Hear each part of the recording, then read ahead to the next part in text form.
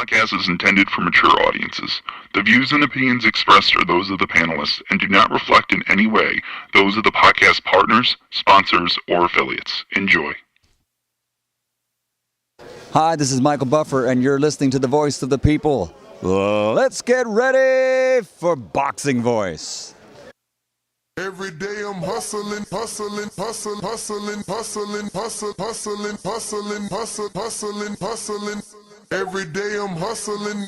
day I'm hustling. Every day I'm hustling. Every day I'm hustling. Every day I'm hustling. Every day I'm 12 years. I never expected it to turn out like this. TheBoxingVoice.com. Shout out to the community, man. I appreciate y'all.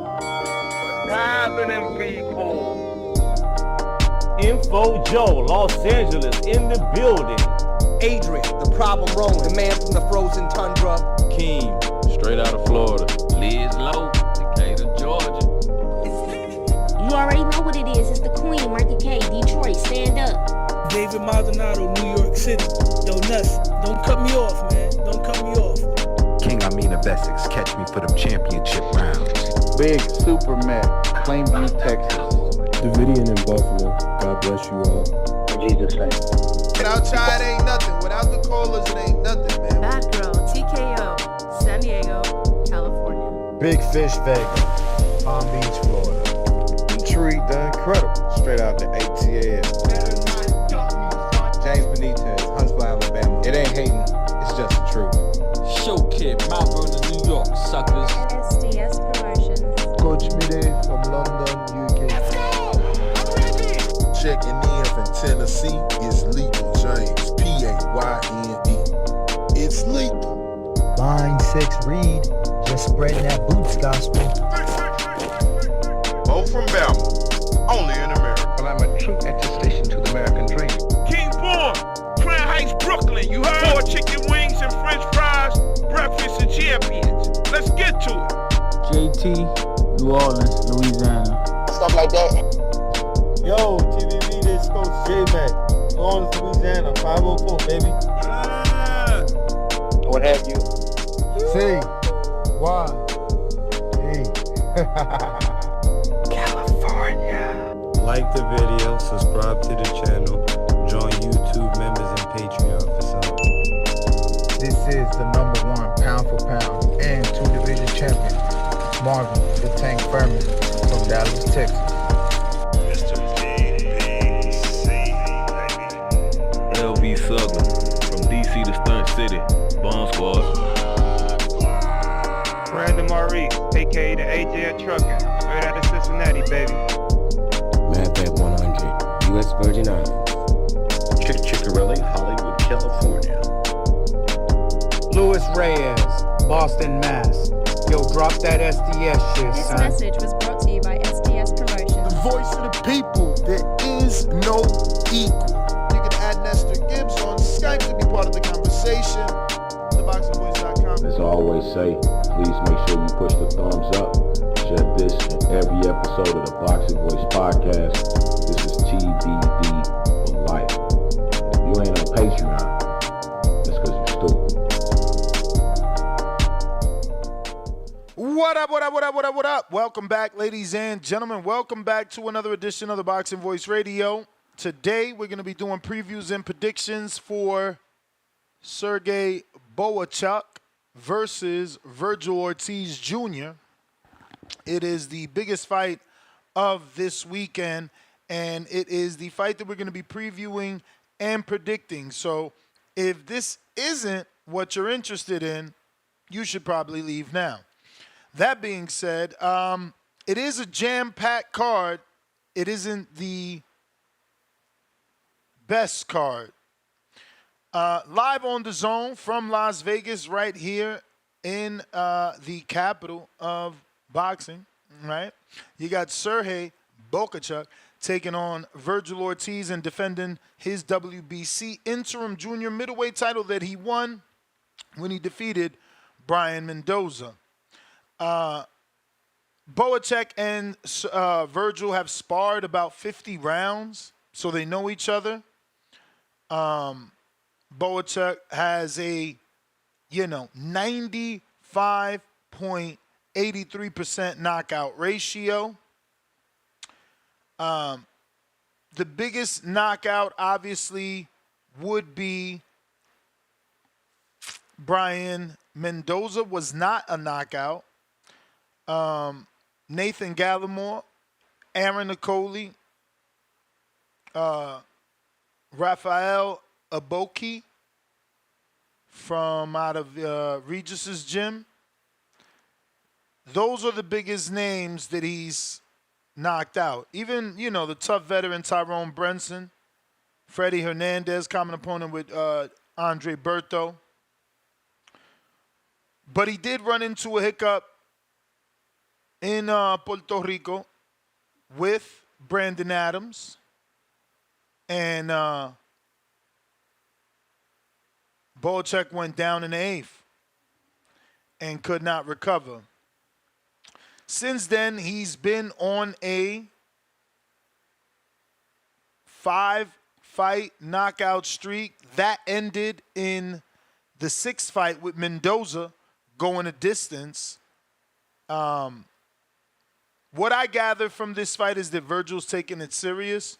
He sparred this guy. He's trained alongside him. He's even ran alongside him. And he said out his own mouth that Bohachuk just doesn't get tired. He just doesn't get tired. He's not really impressed with the power. He said he doesn't really feel the power like that. It's more about Bohachuk just never getting tired. So credit to Virgil that, he understands how tough this fight is, and he still took it, because obviously if you spar with a guy, there's slight chances he wasn't going 100%. That being said, Bohachuk is now an interim champion. He's defending his position, so he's going to go harder than he's ever gone against Virgil. So it is an interesting fight, and, truth be told, it is the best fight of the weekend and probably the only fight of the weekend. The card, like I said, is stacked, but it's Golden Boy is getting their prospects out. We're coming to that end of the year. Those contracts need to be fulfilled, so this is a big card. Again, Sergey and Virgil in your main event. Then you got the return of Gabriela Fundura, the champion. She's going to be defending her title versus Daniela Asenio. And actually, I don't know. I don't see that the belt is on the line. So maybe she's moving up. Oh, yes, it is. The IBF World Flyweight title is on the line. So she'll be defending that. And that's your co-main event. Hopefully she keeps doing what she does. She's been an exciting fighter. But her knockout ratio is a little bit under 50%, coming in at 46%. She did get a stoppage in her last 2 fights, but it's women's boxing. You can't always do that. She's tall, she's long, she gets great leverage, so she may be able to continue the knockout streak over these women in the 112-pound division that just can't contend because, Gabriela keeps good distance, great combination punches, and really swarms her opponent. That being said, after or before that fight, you got the return of Cecilia Baracus. In another good fight, this actually got better for me, as I know Mariciela Cornejo, so I'm more invested, I guess, in the Cecilia Baracus fight now that she's taking out Mariciela at super welterweight. So this is 150 junior, right? 154. Or would that be junior welterweight? No, junior welterweight is 140. Right? So is this at 147? Because it's super welterweight? Yeah. I guess Cecilia's always fought at 147, but I don't know. In her old age, I thought she would be going up to junior middleweight. Her last fight with Terry Harper was at 150. So I'm assuming it's junior middleweight. WBC Interim World Super Welterweight title is on the line. And, yeah, I guess that is 54 because most people that are fighting for this title have been coming in at 150, so we'll see. But that did strengthen the card. Mariciela Cornejo, being added, replacing, who was it? It was, she was replacing, I think, Emma Koizin or something like that, but Mariciela's on the card now. Then you have the return of Charles Conwell. He's taking on Kahari Gray. Never heard of him. Kenneth Sims is back. First fight with Golden Boy on his new contract with Golden Boy. He's taking on Jar Valetera. Never heard of him. Joel Irarte is back, prospect in another 6-round welterweight fight. He's taking on Miguel Ortiz. Never heard of him. And I'm sure Irarte is not in anything tough as he hasn't been really looking the part. I've been following his career, not closely, but he's on a lot of Golden Boy cards, so I've been watching him. He's all right. The one that needs a lot of help is the other one on the undercard, Johnny Cañas. He's taking on William Davis in a 4-round lightweight fight. They need to really just keep it slow with him. Eric Priest, the new Ryan Garcia, is back. They got him an opponent. He's going to be taking on Luca Lozo. I'm telling you, Golden Boy is out of this world with the matchmaking. They find the least notable names to match their guys. It makes their fights so unappealing. Jordan Fuentes in with James Mulder, and I think I actually know James, so I'll give him a pass. Let me check Jordan Fuentes and see. I feel like I've seen Mulder fight, but horrible, man. Horrible card. Nothing here to talk about, nothing to get excited about. Just very sad. And this is Golden Boy, This is why I don't know that we could consider Oscar one of the big three, bro. I think that Eddie, PBC, and Top Rank have filled those shoes, Yeah, like I said, we seen him. He debuted in Las Vegas, and that was versus Brian Gonzalez on a PBC card. And before that, we didn't know him. He fought in Stockton. Yeah, he's 0-2, so he's here to get beat by Jordan. This is what I'm saying. Very, very poor card, especially coming off of what we just got Saturday. This is tough. But moving on, we got Figo Ramirez Gonzalez taking on Jose Silvia Gonzalez. So never heard of either of those guys.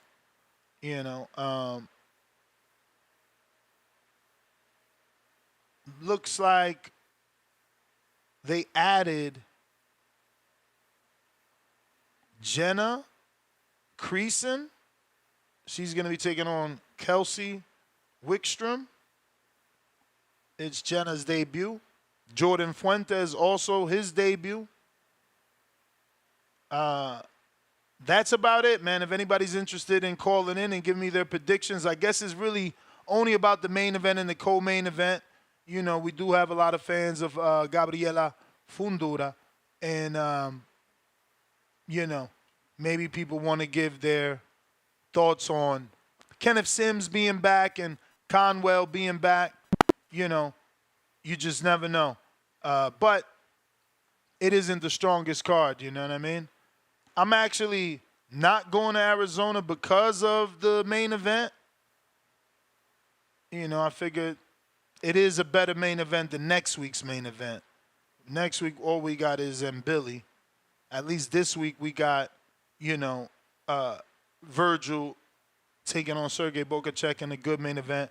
And then we got another good main event with Top Rank. So I'm like, I'll stick around this week. Next week, I'm certainly out. There's nothing here. Denzel Bentley taking on Derek Oze. Jared Hurd in Rosario, that's on Wednesday. Yeah. Not much, man. Not much. Next week it would be the weekend of the 16th and the 17th, so there's not much. On the 17th, Saturday, you got M. Billy and Denzel Bentley on Saturday. And then on Friday, you got a card in Panama City.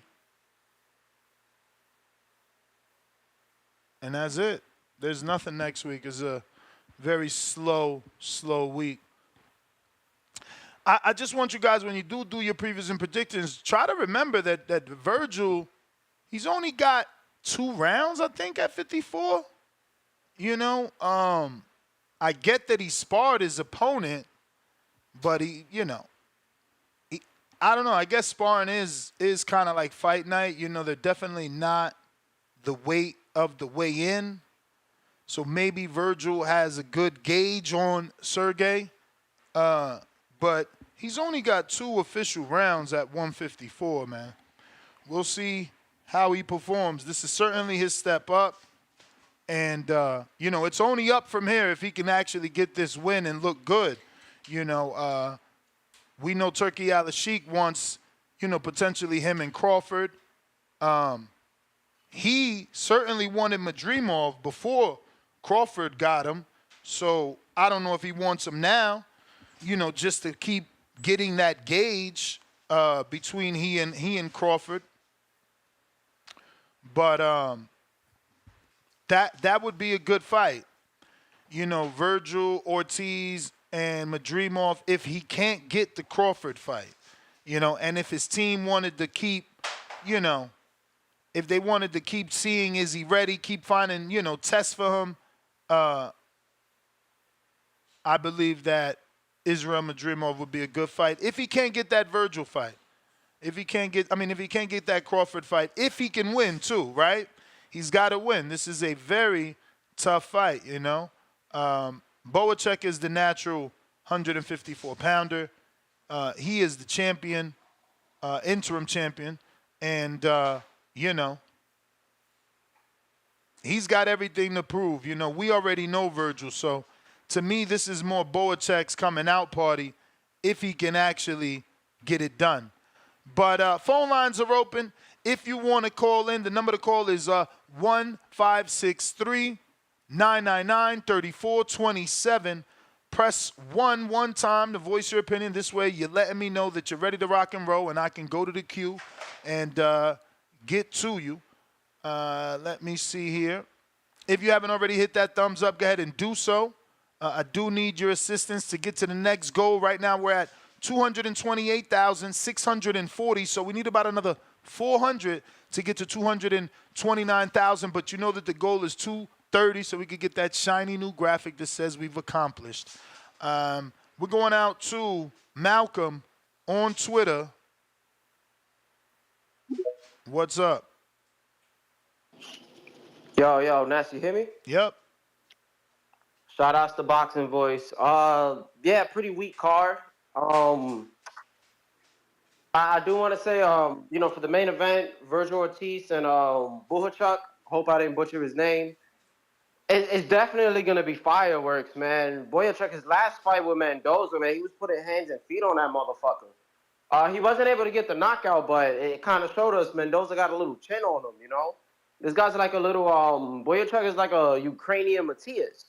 It's just punches. So, great fight. I might slightly edge Virgil, but I'm kind of like iffy, just because of the amount of rounds that he's gotten in. It's like you said, he's only got 2 rounds in with 2 knockouts, and then there's a difference when you're going all those extra rounds. I believe it's a 10-round fight. So, yeah, even if you're familiar with them, there's a difference between sparring, we know that, and then being under the lights, you know what I'm saying, especially after making weight.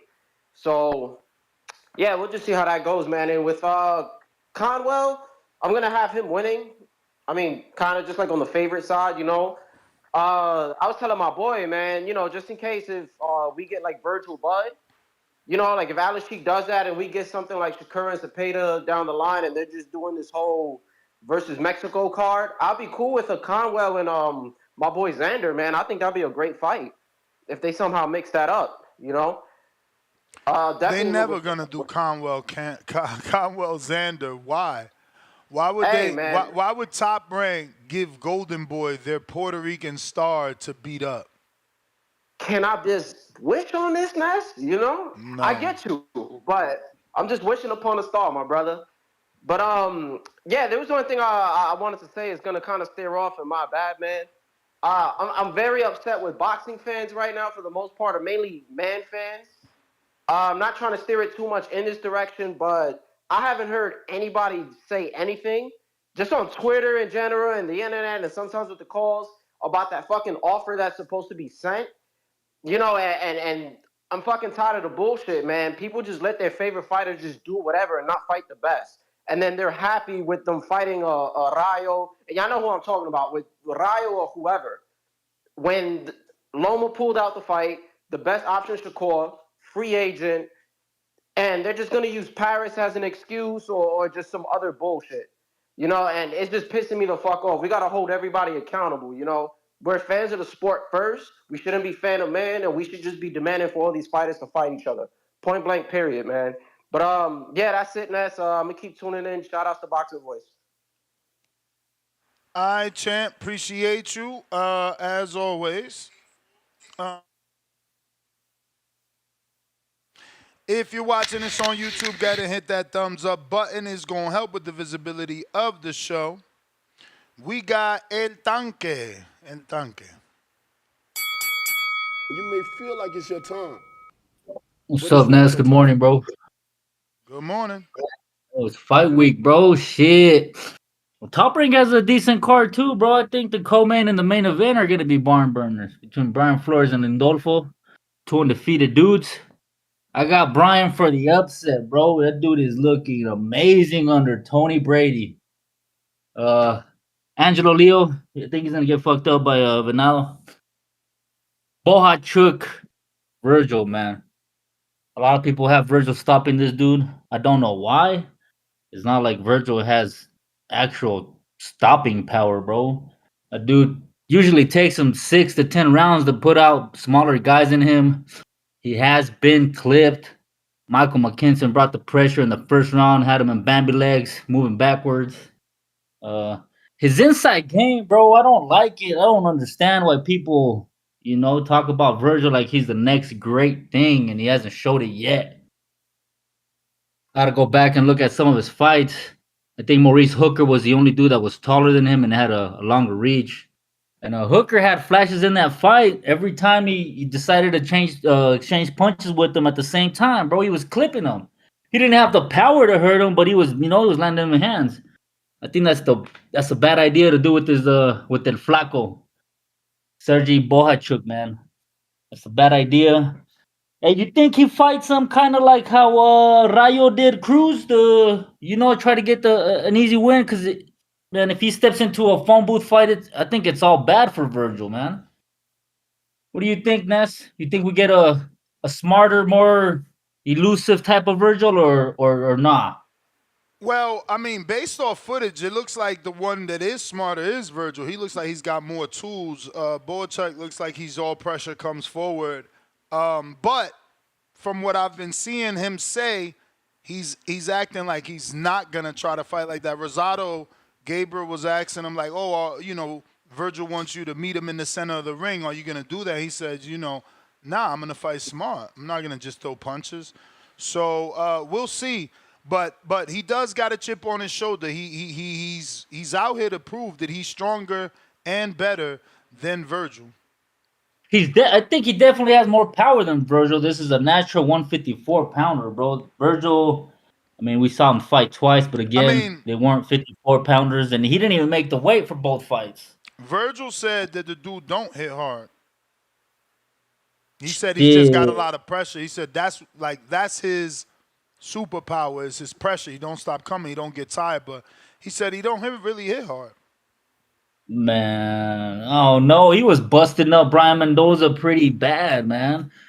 And he follows instructions really well. That's something that I liked from that fight when his trainer was in the corner telling him what to do, man. He followed instructions and did what he had to do to pull out the win. Virgil, on the other hand, sometimes tends to get a little crazy. He don't follow instructions that well sometimes. But we'll see, bro. I'm really excited for the weekend. The two main events and the co-main on Top Rank are pretty good. Like I said, Brian Flores for the upset over Lindolfo. Venado by stoppage. And I'm gonna take Serhii Bohachuk, bro. Decision. But it's not your time. All right, champ. That is the bell. Good call. Big Trap. What it do?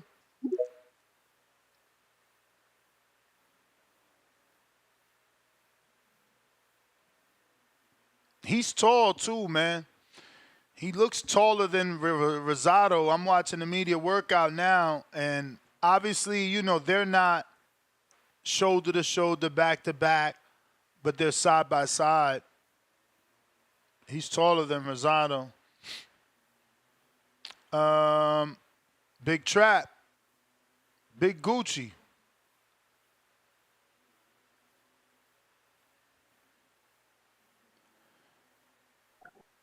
Yo, how the audio now? Straight. Yeah, man. Shout out TVV. Everybody hit that like, smash that subscribe, man. Time for best podcast on the planet, man. Can't wait. Fight week. I know this ain't the biggest fight in the world, but it's one of the more competitive fights at 154, man. I'm gonna have to go with Baby Joker on this one, man. I got Serhii Bohachuk winning this one, man. This dude is like a fucking gladiator, man. I have not seen a problem with him. This guy, it just doesn't seem like he loses energy, man, and he's very, very durable. This is where Virgil Ortiz is really gonna have to apply his power and sit down on the punches, man, because it's gonna be really, really hard trying to hurt this dude. And on top of that, if you're going past 6 rounds, if your stamina is diminishing and his stamina is stronger, I mean, this dude is going to start inflicting damages and he's going to start wearing you down, man. I think it's a sleeper fight, man. I think it's super competitive.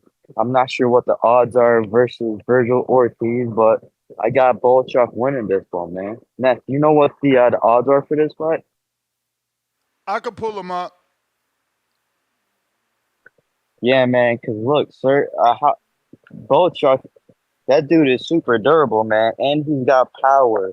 He doesn't necessarily need the defense because he's got that triple G effect, I guess. He's got a good chin.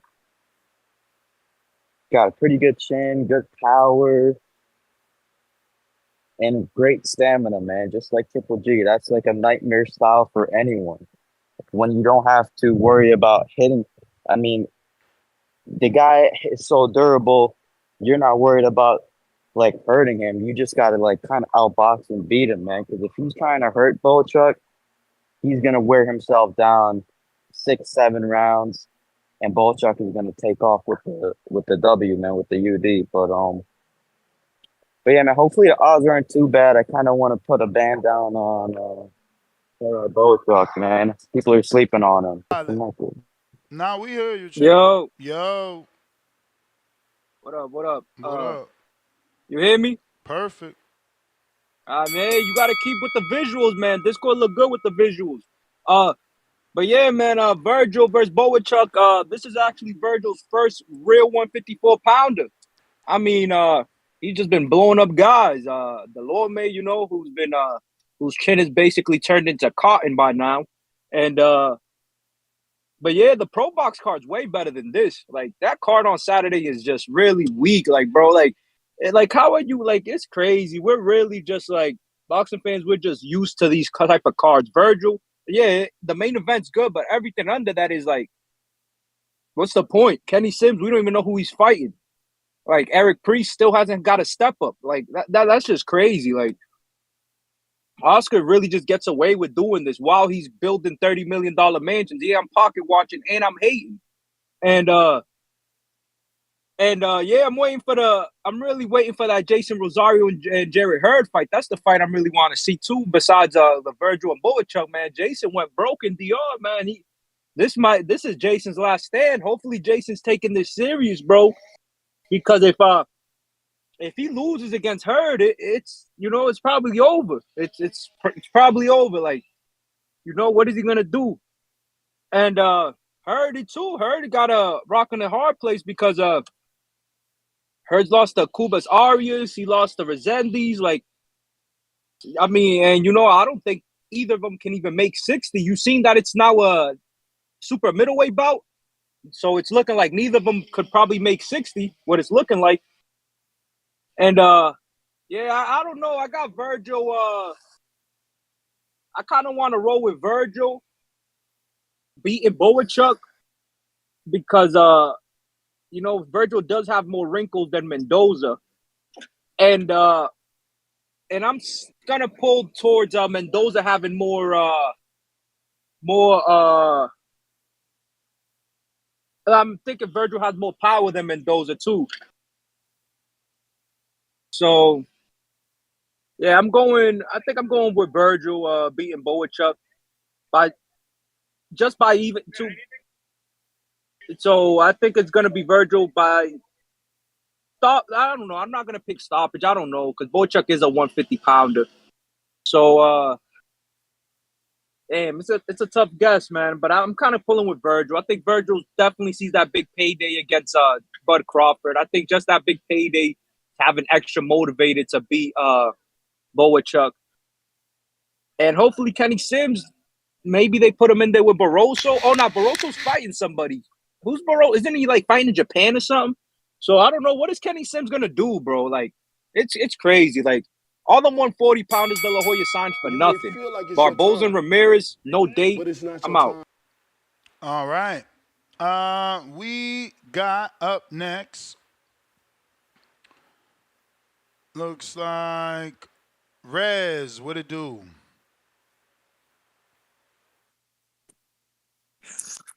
Hey, how's my audio? Straight. What up, Ness? Shout out to you. But yeah, I'm excited for fight night. I was looking at the sportsbook app to see if I could bet a couple of these fights, and yeah, like you said, a lot of these fights are terribly matched up. Like, definitely one-sided. Like, I was like scrolling through the list, and like at least 6 or 8 back to back, like over 1,000 negative favorites. Like, they're really like throwing tomato cans on these people. Like, there's like a show out type of fight for all of them. But I do like 3 fights. I like the Fondora sister. I like the Luis Alberto Lopez fight. I got him knocking other guy out. And I'm a little conflicted on the Virgil Ortiz fight because I haven't seen enough of Virgil Ortiz to see if he could handle a 154-pounder. But on paper he should. But I don't know. I feel like Bohachuk is like more battle tested, and I feel like if actually how many rounds is there in the Virgil fight? It's a 12-round fight. Any title fight is a 12-round fight. Yeah. All right. So in that there, I might have to go to Bohachuk. I feel like he will know how to keep more of a pace, considering he do have more rounds in his career than Virgil. I know people saying Virgil has power, but honestly, every time I see him face somebody, it's like not someone on his level. So in that situation, I'm gonna go with Bohachuk. Might just pick him on money line, but if anything, I might pick him through 7 through 12 because I feel like he might take Virgil to the deep end to see if he has enough stamina to actually hold it out. But yeah, that's my call, Ness. Shout out to you. I'm gonna keep listening. Rez, appreciate you on the check-in. If you're watching this on YouTube, you know what time it is. Smash that thumbs up and go ahead and subscribe. Click those notification bells so you get notified every time we go live. We did 3 episodes yesterday. Don't, stay behind. Certainly get that notification. We got Ronnie in Phoenix.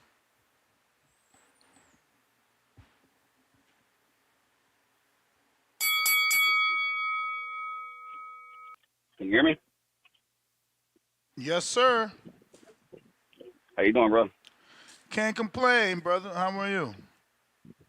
Oh man, I'm under the weather actually, brother. I was sick yesterday, man. I stayed home rewatching the fights all day yesterday, brother. But yeah, I'm all right today, man. I'm back at work, but looking forward to the Virgil fight this weekend, bro. I'm sitting here listening to the last few calls. I'm sure it'll be an early day today because not a lot of people calling in. I heard Baby Joker say that a dude with 20 wins and 20 knockouts ain't got no power. And these are dudes that I hear every day call in. And then I hear Big Gucci call in saying it's a 10-round fight. And then the last caller too, they just asked about if it's a 10 or 12. We all know it's an interim championship fight, so it's got to be 12 rounds. We should all know that off the top. In regards to Virgil being tested, yeah, he might not have the most elite resume up to date, but I think he's been tested at a decent rate. He has had a lot of people, come up in weight classes to fight him. Hooker being one of them, which was a decent fight. But was it Kavalaski or whatever, the one that fought Terrence Crawford? Kavalaskis. Yeah, Kavalaskis. That was a good fight, man. That was a good test right there. We seen Virgil get rocked in the first round. Fight back. I think he got dropped. I mean, they didn't call it a knockdown, but you remember he went down real quick. They had to get up, wipe his gloves off. It was kind of a trip, but he was rocked. He was hurt during the time. Fought back, and that's what I was. People talk a lot of crap about Ryan Garcia. Thinking dropped by Luke Campbell, but he got up and fought back. Rather, you're saying when he got dropped against Tank, he got up and fought back. That shows a sign of heart. That shows a sign of grit that not a lot of people have. And I think he'll be all right, bro. I'm not gonna lie though, I haven't seen anything on the dude he's fighting, and that's coming for somebody. I watch all these fights, as much fights as I can, and yeah, I haven't seen anything on this dude. I've heard about him. I know he fought Mendoza, and I was a big fan of Mendoza. Got to meet him at the fight party, and but yeah, I'm gonna rock with Virgil, bro, and also rock with Lopez on the top ranked card. Not a lot of big fights to talk about, but in regards to these two main events, yeah, I'm looking forward to both of them. Halting on them at the same time. I guess if they are on the same time, I'll just rewatch the Lopez fight second because it's Virgil. It is a step up for him. I am looking forward to seeing it. I'm looking forward to seeing him dominate, bro. Watch. I think that it's going to be I'm gonna look for a 7th, 8th round knockout stoppage, and we'll go from there and see what's up. I'll eat my crow if I'm wrong. We all know that. You stop calling and let it be known. But that's about it. And you guys take it easy, brother. Thank you for the show as always, man. Make sure you guys are hitting that thumbs up. You may feel like it's your time. All right, champ. Appreciate you. So my producer is laughing at people calling Sergey battle tested, but he's beat some decent names. Definitely. Ralph is a good fight. That's a good fight. And that dude showed he's durable when he fought Andres, I don't even know how to pronounce that last name, Katzawakis or some shit on OTX. That was a tough-ass fight. And he was durable. He lasted all 8. He did get stopped in the 8th, but he trains with Bobby Benton. He's there in that Oshaki Foster and Regis Prograde gym. He's decent, man. That's a good, tough win, especially to win it by knockout. Nathan Gallimore, another good win. I know Nathan probably was on the back half, and he's been knocked out a lot, but still a decent win. Aaron Coley, another decent win. I don't like that he got stopped by Brandon Adams, but that was decent experience. Tyrone Bunsen, again, decent, tough veteran. That's a tough veteran, bro. Freddie Hernandez, better days at 47, certainly an old vet at this point, but another decent name. Not a world beater, certainly not battle-tested, but he's been tested. He's been tested. Tim Boski, what's up?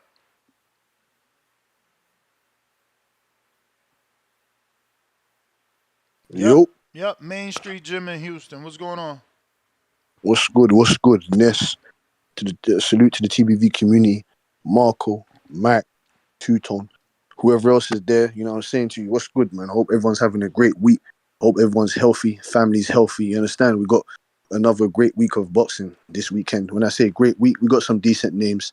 Everyone wants to. That's what I'm saying. Everyone wants a nest, man. There's no point talking about the Ortiz, the Gallimores, the Igbokwe. You know what I'm saying? They don't know about Alexander or the Davilia. They don't know about those guys, man. So I'm saying to you, they're thinking, who the fuck is that guy? You know what I'm saying to you? Like, he is battle tested because he's. Did you get a phone call? Adams lost to what?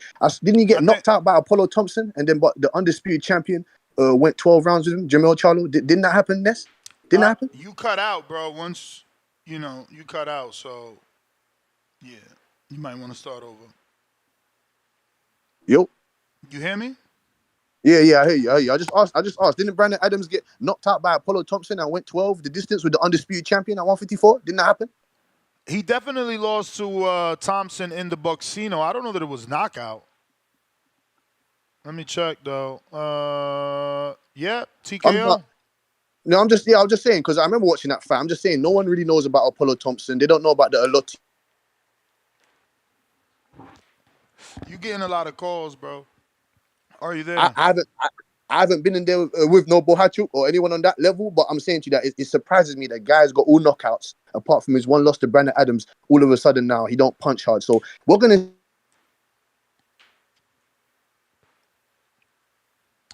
Brother, go ahead. You wanted to say something? Go ahead. You're in a bad service area, bro. We haven't been able to make out a full sentence. You know what I mean? Like you keep breaking cool. up. Cool. Please let me come back. Please All let me right. re-enter. James, what up?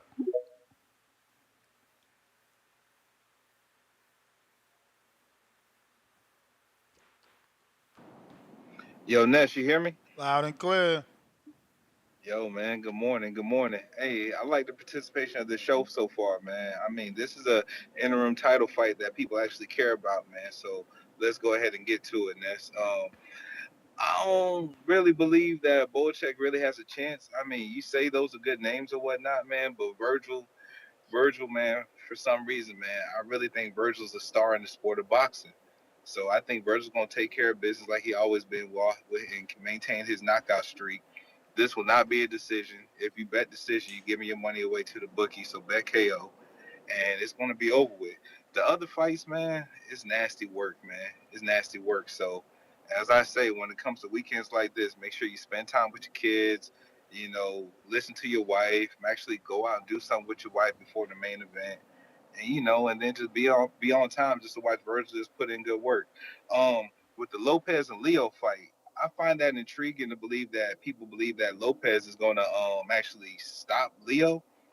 Leo after that loss, after he lost the title, man, he been having a good comeback story, and I think Leo's going to show the world that he deserves to be on the biggest stage and actually get the upset this upcoming weekend. With the other fights, I really don't care about Ness. But Ness, let me just ask you this real quick. I mean, shout out to Brandon Lenz, man, for his dedication. But didn't that speech that he gave last night, man, his call, didn't that sound so curated? It sounded like he just practiced that shit in the mirror over and over again before he called in. Like, that shit was disgusting, man. Like, y'all David Benavidez fans, I know this ain't the David Benavidez show, but damn, like, stop staying on the bandwagon of hating on Canelo. Let's talk about what's next for David, what he can do to build himself up. Talk about what he can do to become a future legend of the sport. Also, Brandon Adams. I'm glad somebody brought up his name and everything. Yo, do you think Brandon Adams will be once again able to compete for a title after he finishes off this OTX tournament? Yeah, and for sure. Last but not least, because it's giving him good shine. And last thing before I go, the Hurd and Rosario fight. Do you think now that they're moving up to the super middleweight, do you think that would be a good fight for Jamal Charlo to come back to and fight the winner of that? And shout out to you and shout out to the community, Ness. And I'll catch you later. All right. Shout out to my guy Jahan Ingram. He signed to the Misfits boxing side. They have a real boxing. I don't know that he's going to be fighting influencers. I think that Misfits is starting to get involved in real boxing.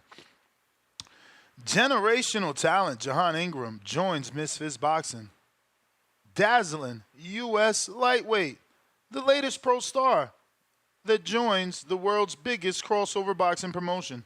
Ingram makes his Misfits boxing debut at X Series 16 in Miami on Saturday, live on DAZN.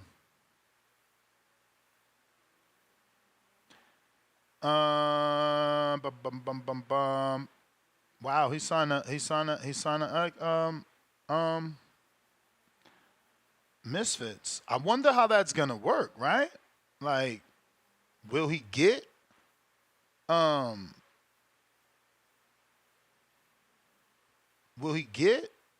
any fights with actual boxers we know?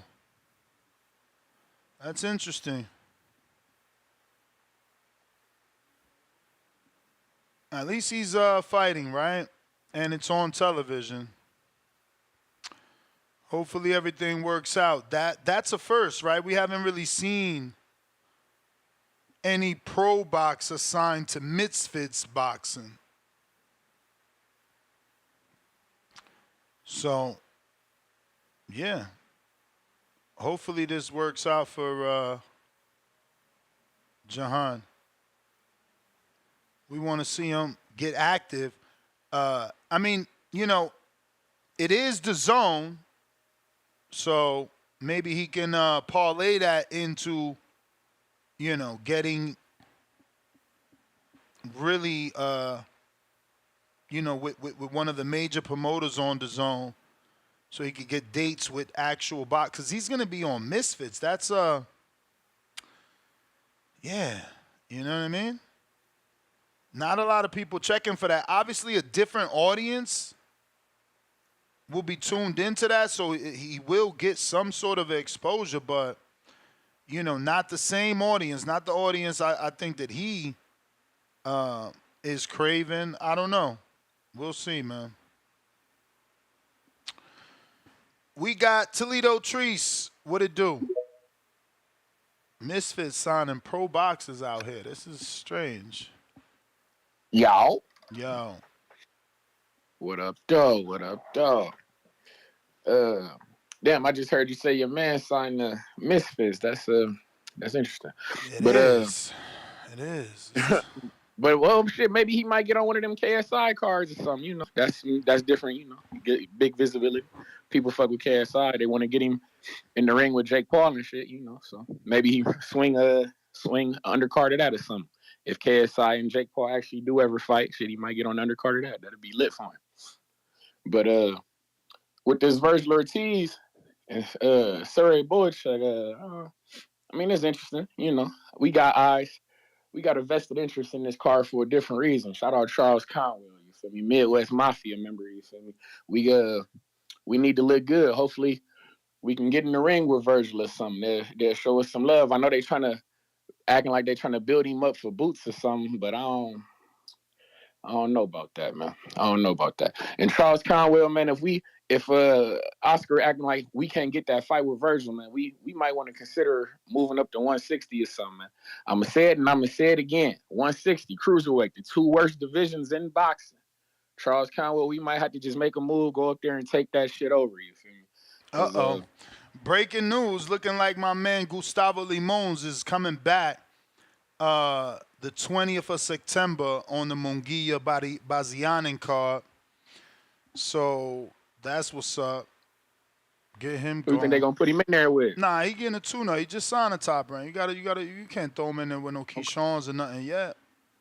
No, I know. I'm thinking maybe they might try to throw him in there with Elvis or something. You know, but I don't know.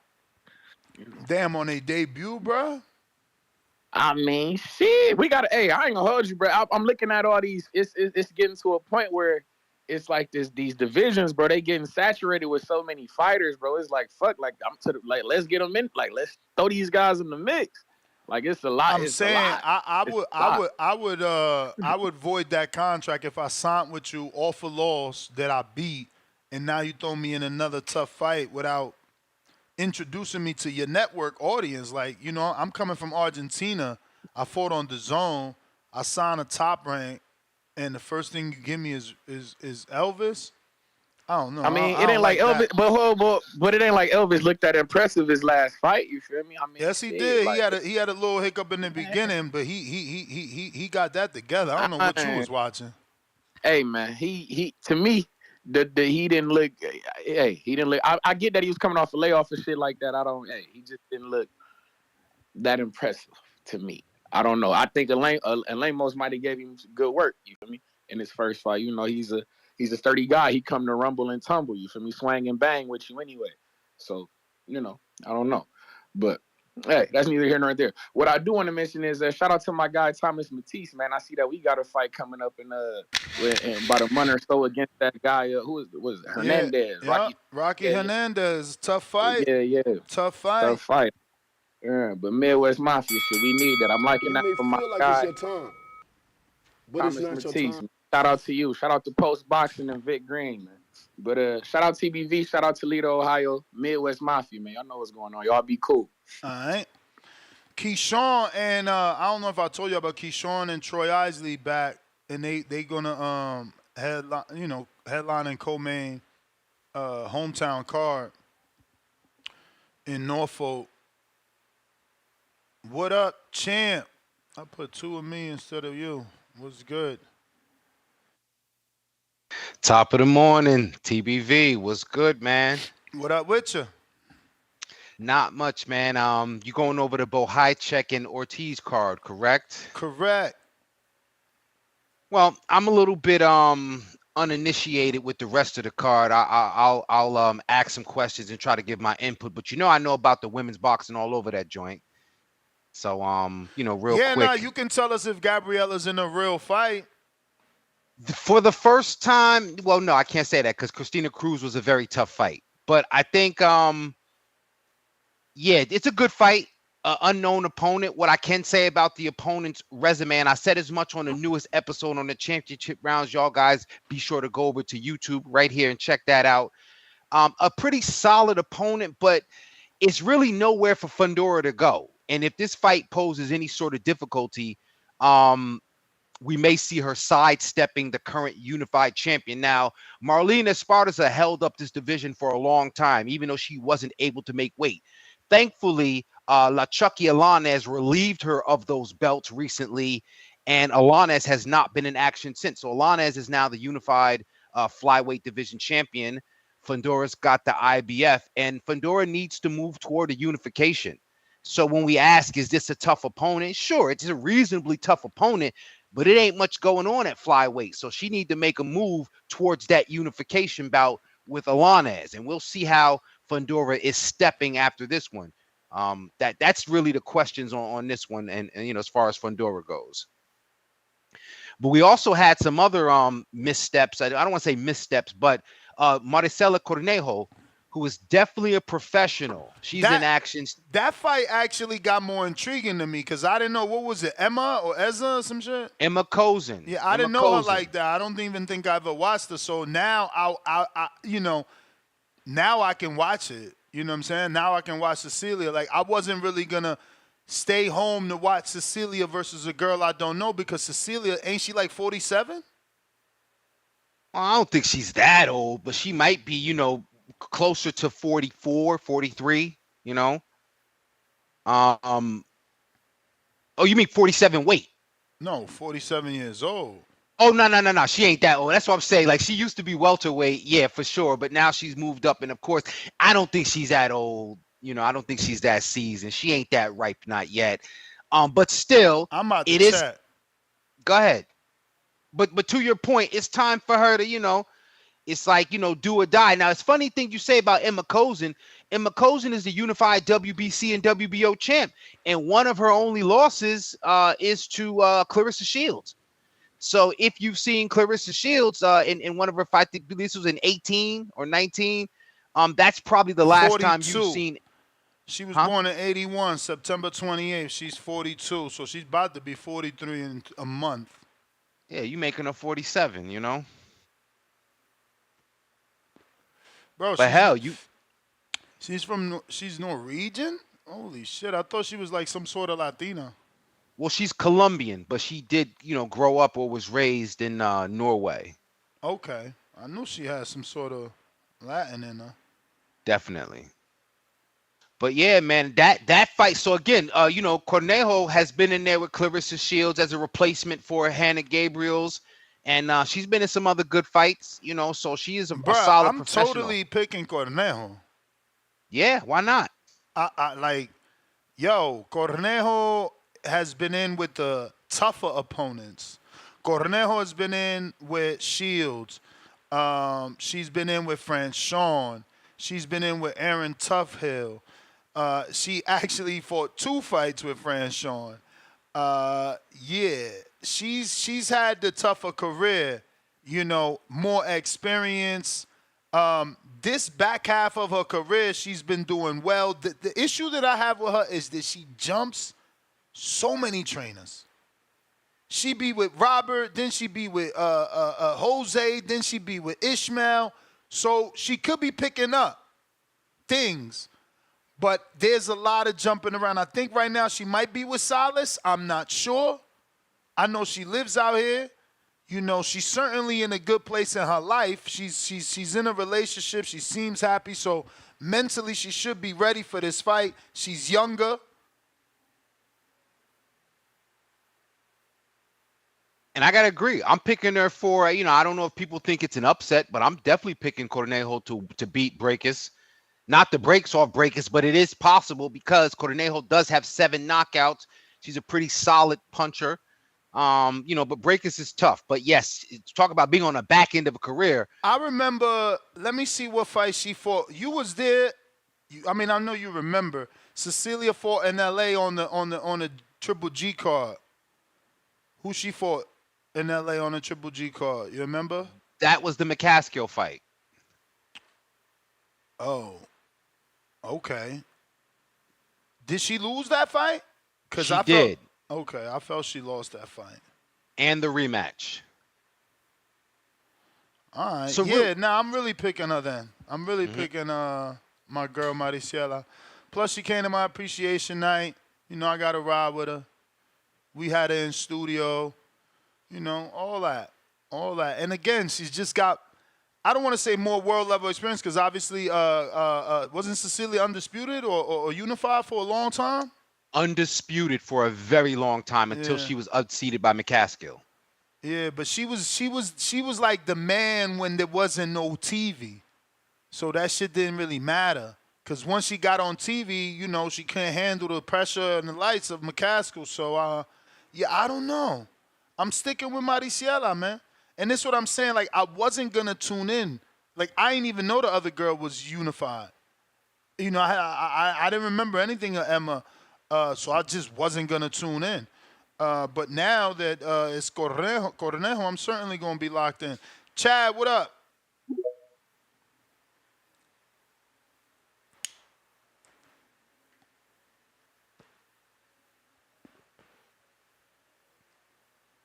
Chad. Hey, Ness. Good morning. Good morning, Amin. Top of the morning, brother. Is Amin How you there feeling? with you? Yep. Oh, there he is. Yeah, so I'm on Twitter. Yeah, guys. So just quickly about the topic. I'll be watching. I want to see what Virgil looks like. I gotta say, James Benitez is my dude. But I remember James. I don't know if you're gonna call back, but remember last time that Ortiz fought. I remember you were thinking, because we didn't really see much from him, and I remember James was feeling like we didn't get to see enough to know really where he's at with how he's doing it, how he's really looking. And this call, James seemed to sounded pretty confident about Ortiz Jr. James, if you call back, I'd like to hear what you're saying about all that, if something's changed for you. But I expect Ortiz to do his thing and win. It's somebody I think everybody wants to see in the mix more. but obviously he's got not even injuries, just seems like illness or whatever's holding him back. Guys, the top rank card this weekend, like with the main event of Angelo Leo and Lopez, I'm really looking forward to that. I don't know what you guys think, but I feel like this is Leo's last shot. Maybe not last shot, but this is a shot he needs to try and get his career back to where I think he wants it, to be on top, to be a champion, defending belts, and kind of where I thought we would have seen him by at this point. He's definitely on a hot run right now, but so is Lopez. So I'm expecting a good-ass fight, man. I'm expecting a really good fight. For anybody that's thinking about maybe not watching it or not caring about that fight, I'm expecting a good night. And I feel like featherweight is popping. There's so much talent in featherweight right now, and just the way the division's been moving lately, you've got guys like, say, Ray Vargas, for example, looking like they're on their way out. New guys like Nick Ball coming in. I mean, Ray Ford, he made a splash. So I like the idea of where Leo can find himself if he wins this fight against Lopez, but it's not looking good. Other than that, just quick, about yesterday, the Benavidez, I got to say, man, just quickly, I thought Benavidez looked good against Bosdick. I thought he had a good night. A lot of people thought he looked bad, thought he had a bad night. For his first fight at 75, and Bosdick being who he was on the night, I thought David looked really good. I thought David looked better technically, and as far as being disciplined round to round, he tried to put him down. He couldn't. And I thought his response to that was really measured and focused, because a lot of fighters, they'll panic in there when you trying to put your opponent down and realize you're not knocking them down, you're not stopping them. Some guys will panic. They lose their focus, and they can lose the fight. He did really well. But the thing is, guys, interim champ, look, I didn't think we needed an interim champ to start with. And I don't love the idea of guys defending their interim titles. Like, it just seems like another way to add more belts and more titles to an already endless fucking sea of titles. Interim, I've complained about this in the past on the show. I know I'm a broken record, but it's supposed to be a stopgap measure for an absent champion. Now, I feel like promoters and the governing bodies are using interim as just another way to sell fights and sell fighters. So I don't love that look for Benavidez, but I'm definitely interested to see what else he can do at 75. Hopefully fighting some of the top names there. All right, guys, thanks. You may feel like it's your time, but it's not your time. Appreciate the call, Chad. Who we got next? We got Cliff, Connecticut.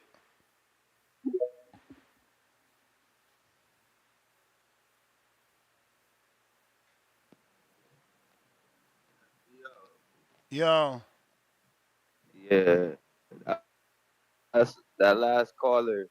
I agree with him though about the Benavidez mistake. I felt like Benavidez did good. He just got tired, and Benavidez showed me like he was more of a boxer than we give him credit for. Like, people think he a puncher because he got all those knockouts, but he's actually was a good boxer that night. He just got tired. But anyways, let's talk about this Bohachuk and Ortiz. I haven't seen Ortiz fight that much. The one time I seen Ortiz fight, the ref stopped the fight right before he even did anything. That was like another one of them crazy stoppages by that referee that he always does. He did the same thing with Rolly and the old school guy. So I don't even really know what. Only thing I know about Virgil is what the hype is, and he got a lot of it. So I don't know what to think. And the one who knocked out Fedora, I always forget names when it's my call. But y'all know what I'm talking about. I see Bohachuk's last fight. He was impressive. But I don't know if his opponent was just like beat down, like because he just fought Tim Tszyu, and he did great versus Tim Tszyu. So I thought he would beat Bohachuk, but I don't know. Maybe he wasn't prepared. He was kind of like a replacement because wasn't Fedora supposed to fight Bohachuk? So like, I don't really I don't really know what to think about Bohachuk because I feel like he beat a worn down fighter that night. Like I don't think that was the best. Whoa, why is version. Brian Mendoza worn down? He was coming off the high of his career.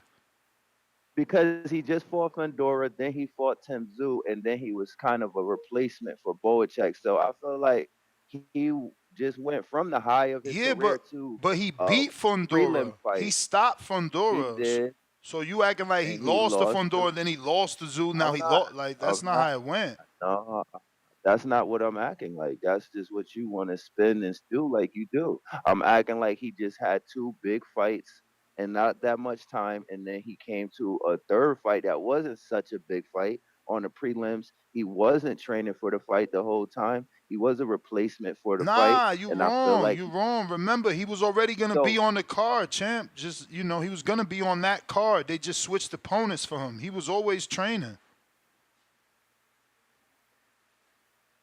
You there? That doesn't what we're studying for? Yeah, I'm here. Am I not here?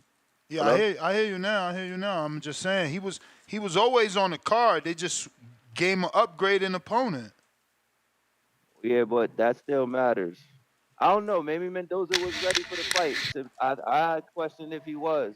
So I don't really know what's gonna happen. I expect Ortiz to stop him with all the hype y'all give Ortiz. But I don't know. We're gonna see. You may feel like it's your time. Yeah, I mean, but it's not your time. Ortiz definitely got to live up to his power. That's on Ortiz and Venom. To prove that. I've been doubting Ortiz for a long time. I'm not here to sugarcoat shit for nobody. Ortiz has gone through 3 divisions, bruh, and nobody seems to care. That shit is wild to me. Like, bro, you ate yourself through 140, 147, and now you at 54. No world title. Ness, can we say that fairly, though? Because what? How old is he? Of course you can say that fairly. What the hell? All right, hold up. You a young boy. You a young boy. You ain't older than Devin, is he? Well, check this out. This is what I'm saying. He wasn't supposed to be at 147 for as long as Oscar and his pops had him there. That's my opinion. So I'm shooting him some bail for 47. But why wasn't he supposed to be there that long? Because he never seemed to be able to make weight with the medical issues, unless you know what I'm saying. Like, remember, it was like 2 issues to where he almost, quote unquote, almost died trying to make weight. So I don't know if that was an issue with him eating through the scales, a lack of discipline, or his body just couldn't do it. We just seen that with the fake boogeyman Janabek. Sometimes these fighters are killing themselves to make weight. So maybe it was just an issue of him not being able to make weight more so than him being undisciplined. Yeah, but that's what I'm saying. You couldn't make weight for 3 divisions, 2 divisions. Well, give me the other, because 140, he blew through 140, correct? Yeah, he had a bunch of fights at 140. So he had at least 1, 2, 3, 4, 5, 6, 7, 8 fights at 140, 9, 10, 11. And this one is his 42, essentially. I guess you could give him credit for that. So 12 fights at 140. No world titles, no nothing. Then you fight Mauricio Herrera at 47. Then you stay at 47. Now, after Herrera, you fight Orozco. That's your second welterweight, third welterweight, 4, 5, 6, 7 was Michael Mickinson. And then you're out 7 fights, which is only a total of 2019 May to 2022 August, so 1 year. You okay, he didn't eat himself out the division. A better way to say it is he's a growing boy, but he didn't get, you know what I'm saying? Like, bro, he was mismanaged. I believe he was mismanaged as far as taking fights that they believe was getting him experience, but they probably should have rolled the dice a lot sooner. Maybe. I don't know, bro. I honestly, I don't know. He's 21 I don't know. It's not like he got a bunch of fights. I don't know, bro. I mean, he's been pro since 2016. You know, what's that, 8 years? Going on 8, yeah. 7 going on 8. I'm just saying, bro. I don't know. I ain't trying to be critical. I'm just stating the facts. You know what I mean? No, and that's fair because again, I'm not, I'm not challenging your opinion. I was just trying to see if, the circumstances for which he went through the weight classes. So, like I said, I'm gonna shoot him some bail. Maybe I'm being a little light on him. Maybe I mean, that's remember the at father in me. 47, him and Robert both told me they weren't ready for the Crawford fight. So I don't know, bro. I don't know. At 40, I'm sure people can Google and find quotes of him saying he moving up because Mikey and Jose at 40, and they his stablemates. So I'm saying for me, as a dude that's always following the sport, it's been a little bit like fishy. His career's fishy. It's like, damn, you ain't win a title at 140. Oh, nah, because, Jose got a title. Mikey's there. Is that dude for a while. And he needs to make you a believer. Like many people, I can agree with that sentiment. Some fighters, you have to, it's not shitting on the fighter. It's not detracting them. It's not being mean. It's just saying, hey, I just don't believe that he is, maybe is as special as other people think he is. But if I can be proven wrong, then so be it. That's why we watch, right? It's not even that I don't think he's special. I just want to see it like everybody else. Got to see the specialness. You got to see him operate in that capacity. I mean, now Bohachuk I think is a credible enough opponent for him to get that off. Bohachuk, I mean, yeah, but I mean, we've had callers call in and they don't really know him. So it's more the same. It's a Kavalaskis. Yeah. That's true. But let me get back to these callers. We got Khaled, Indiana. Yo, Ness, how y'all doing? Y'all good? Yep. But hey, man, like Ness, like everything you said is valid. I understand what you mean. Those are reasons to pause for Virgil Ortiz. I'm gonna give my man the benefit of the doubt as someone that's been watching a lot of his fights, been studying his career, and think that this is a big fight for him. Not necessarily name wise, but just for him to he has a real opponent at like 154, and then he has to prove that he is the man and that like he can stop this guy. I think it's gonna be a tough fight, but I watched the Bohachuk fight. He's a guy that's gonna be in front of you. He can punch. He does let his hands go, so it's gonna be an entertaining fight. But he's not a mover. You know what I'm saying? He's not one that's gonna be on the back foot. He's gonna come right at you. Those guys tend to work for Virgil Ortiz. So yeah, man, it's gonna be a big fight for him. I think that as far as him and Bud Crawford fight, that's not as much of a disparity as we think as far as with Bud. Bud getting up in age, he'll probably be 38 if they ever fight. I don't think the fight will happen, you know what I'm saying? But just in case it does, hypothetically, I think that's a tough fight for Bud. I actually think that all the younger guys at 154 are tough fights for Bud. Not because they're just significantly better, but it's just that the pace that they would try to push at this age for Bud, I don't think that would be in his best interest. If you look at the Bohachuk fight, or even like the Spence fight, those are fought at like a very slow pace. You know what I'm saying? I think that like guys like Vergil and like some of the other younger fighters there, they would pick that pace up and like force him to kind of maybe fight faster, fight longer than like what he would like to.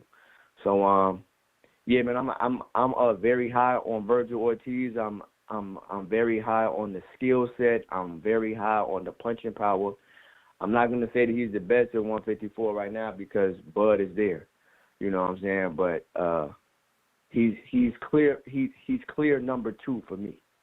You know what I'm saying? Based upon what I've seen, I know that the opposition doesn't reflect that, but we give Boots the same amount of praise, and he hasn't had the elite opponents as well. But we go off the eye test, we go off what we've seen and everything like that. So that's where I'm at with it. There is a fair criticism as far as health concerns and putting things together and walking up multiple weight classes. That is a concern, and that is a thing that I have to be wary of as well. But as far as sheer talent, sheer punching power, sheer a skill set, I don't think that outside of Terrence Bud Crawford, there's nobody at 154 that will beat him. So I'm looking forward to the fight on Saturday. I'll be locked in. That's my call. Thank you, bro. All right.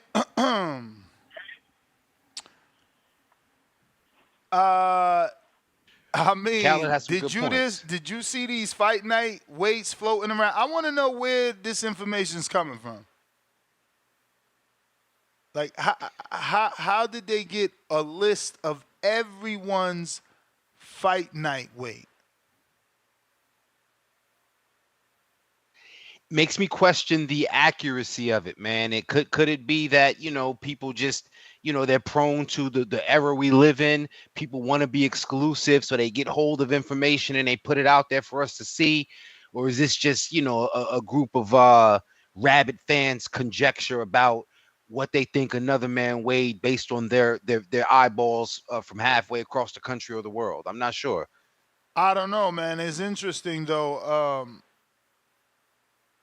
They got Steven Nelson weighing in at 197 on fight night.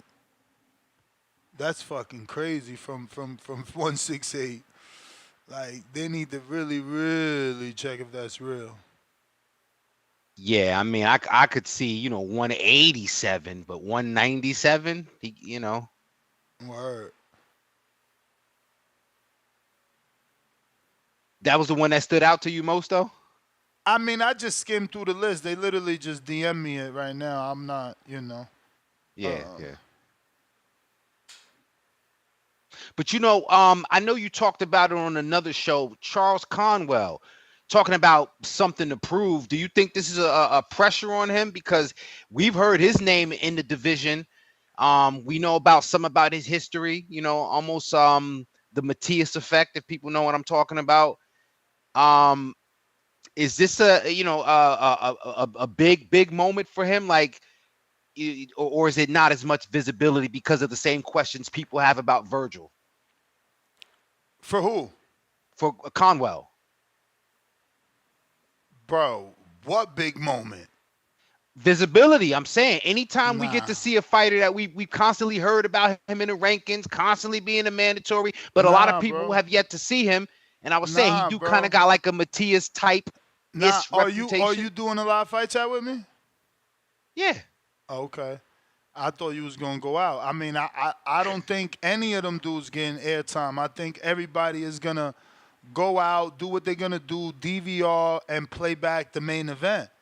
Honestly, bro, who's Conwell fighting? Who's Kenny Sims fighting? Like, bro, Golden Boy found like 10 people we don't know. That's unheard of.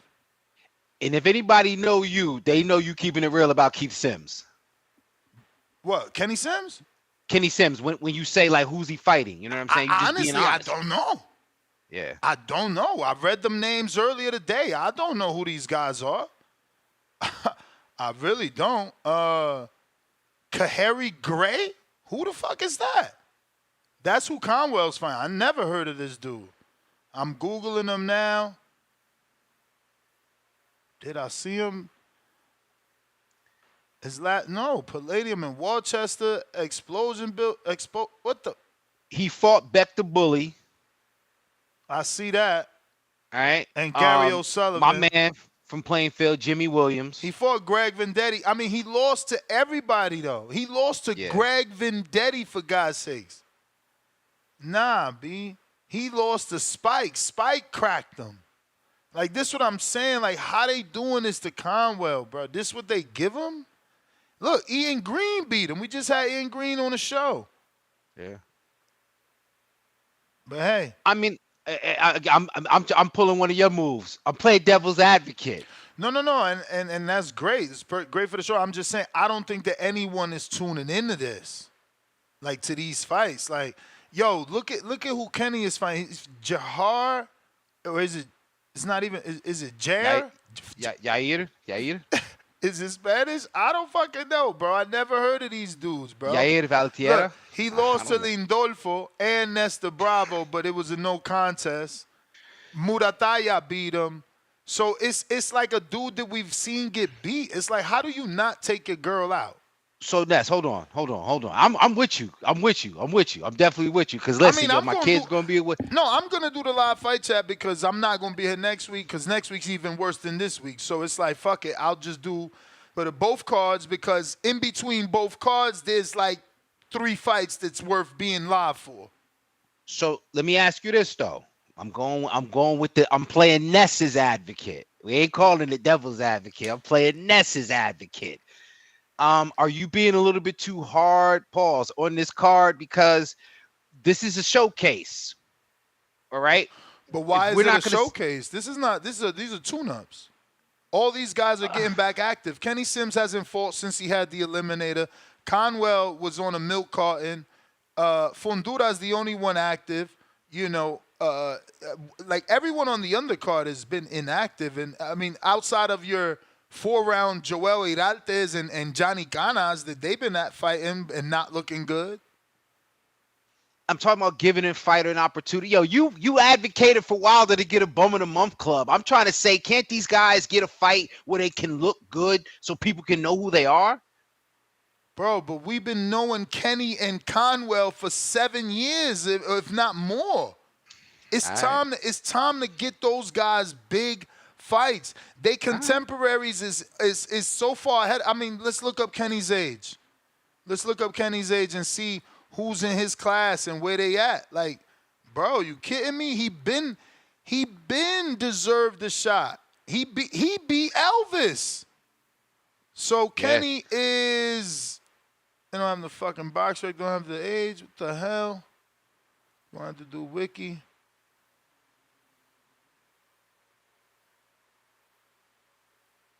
Lord, not even a wiki. This is what I'm saying, bro. This is what I'm saying. He got to get active. Look, there's not even a Wikipedia on Kenny, bro. This is wild. Shout out to Kenny. He got his own KennethSimsJr.com. That's what's up. But do you got statistics? Let's see. He ain't put his age here. Lord have mercy. Somebody tell me this man's age. That was smart. He got his age on nowhere on the internet. Can you believe that?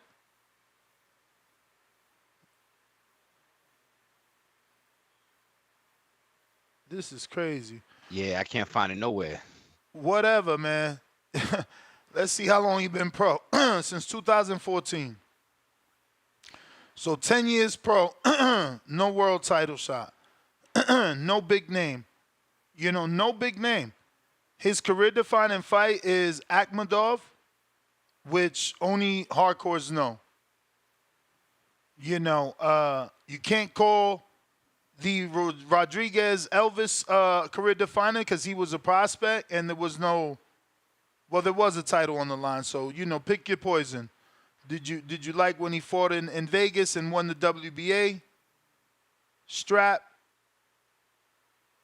Wasn't the most entertaining bout, but I like the underdog element. Actually, Akhmadov, I don't know why. I thought that was for a belt. I thought that was for some sort of version of the WBA. It's not showing on BoxRec, but look, it is what it is. He needs a name, bro. He needs a name. You know, he's had a tough upbringing. Remember, he was with GH3 and a lot of showbox fights. Like, he needs a name. And I get it. He also needs this to shake the rust out. He hasn't fought since May of last year. So he's been out of the ring, you know, 15 months or more, you know.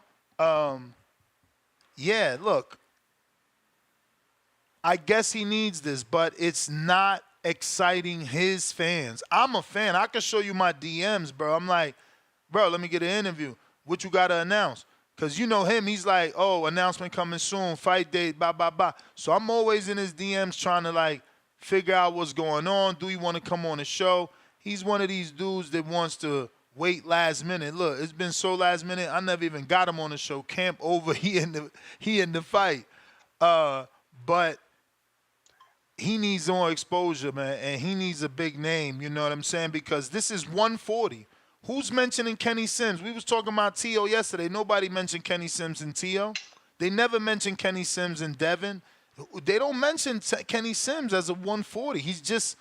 They just mentioned Kenny Sims. He's not at 140 in no one's eyes. No one matchmakes him. No one calls in about him. Like, that's wild. You know, he's a good talent. You know, very good. And going under the radar, they need to do way better. Way better. They saying Kenny's 30 years old, bro. 30 years old. We ain't got no time. We gotta go ahead and do our thing. I know you guys asked about the line on mybookie.ag where you should be using the code TBV. You got Vergil Ortiz a minus 330, Bohachuk plus 230. The over-under is set at 8.5, which is not bad. And it's good, too. It's minus 133 on the over, minus 103 on the under.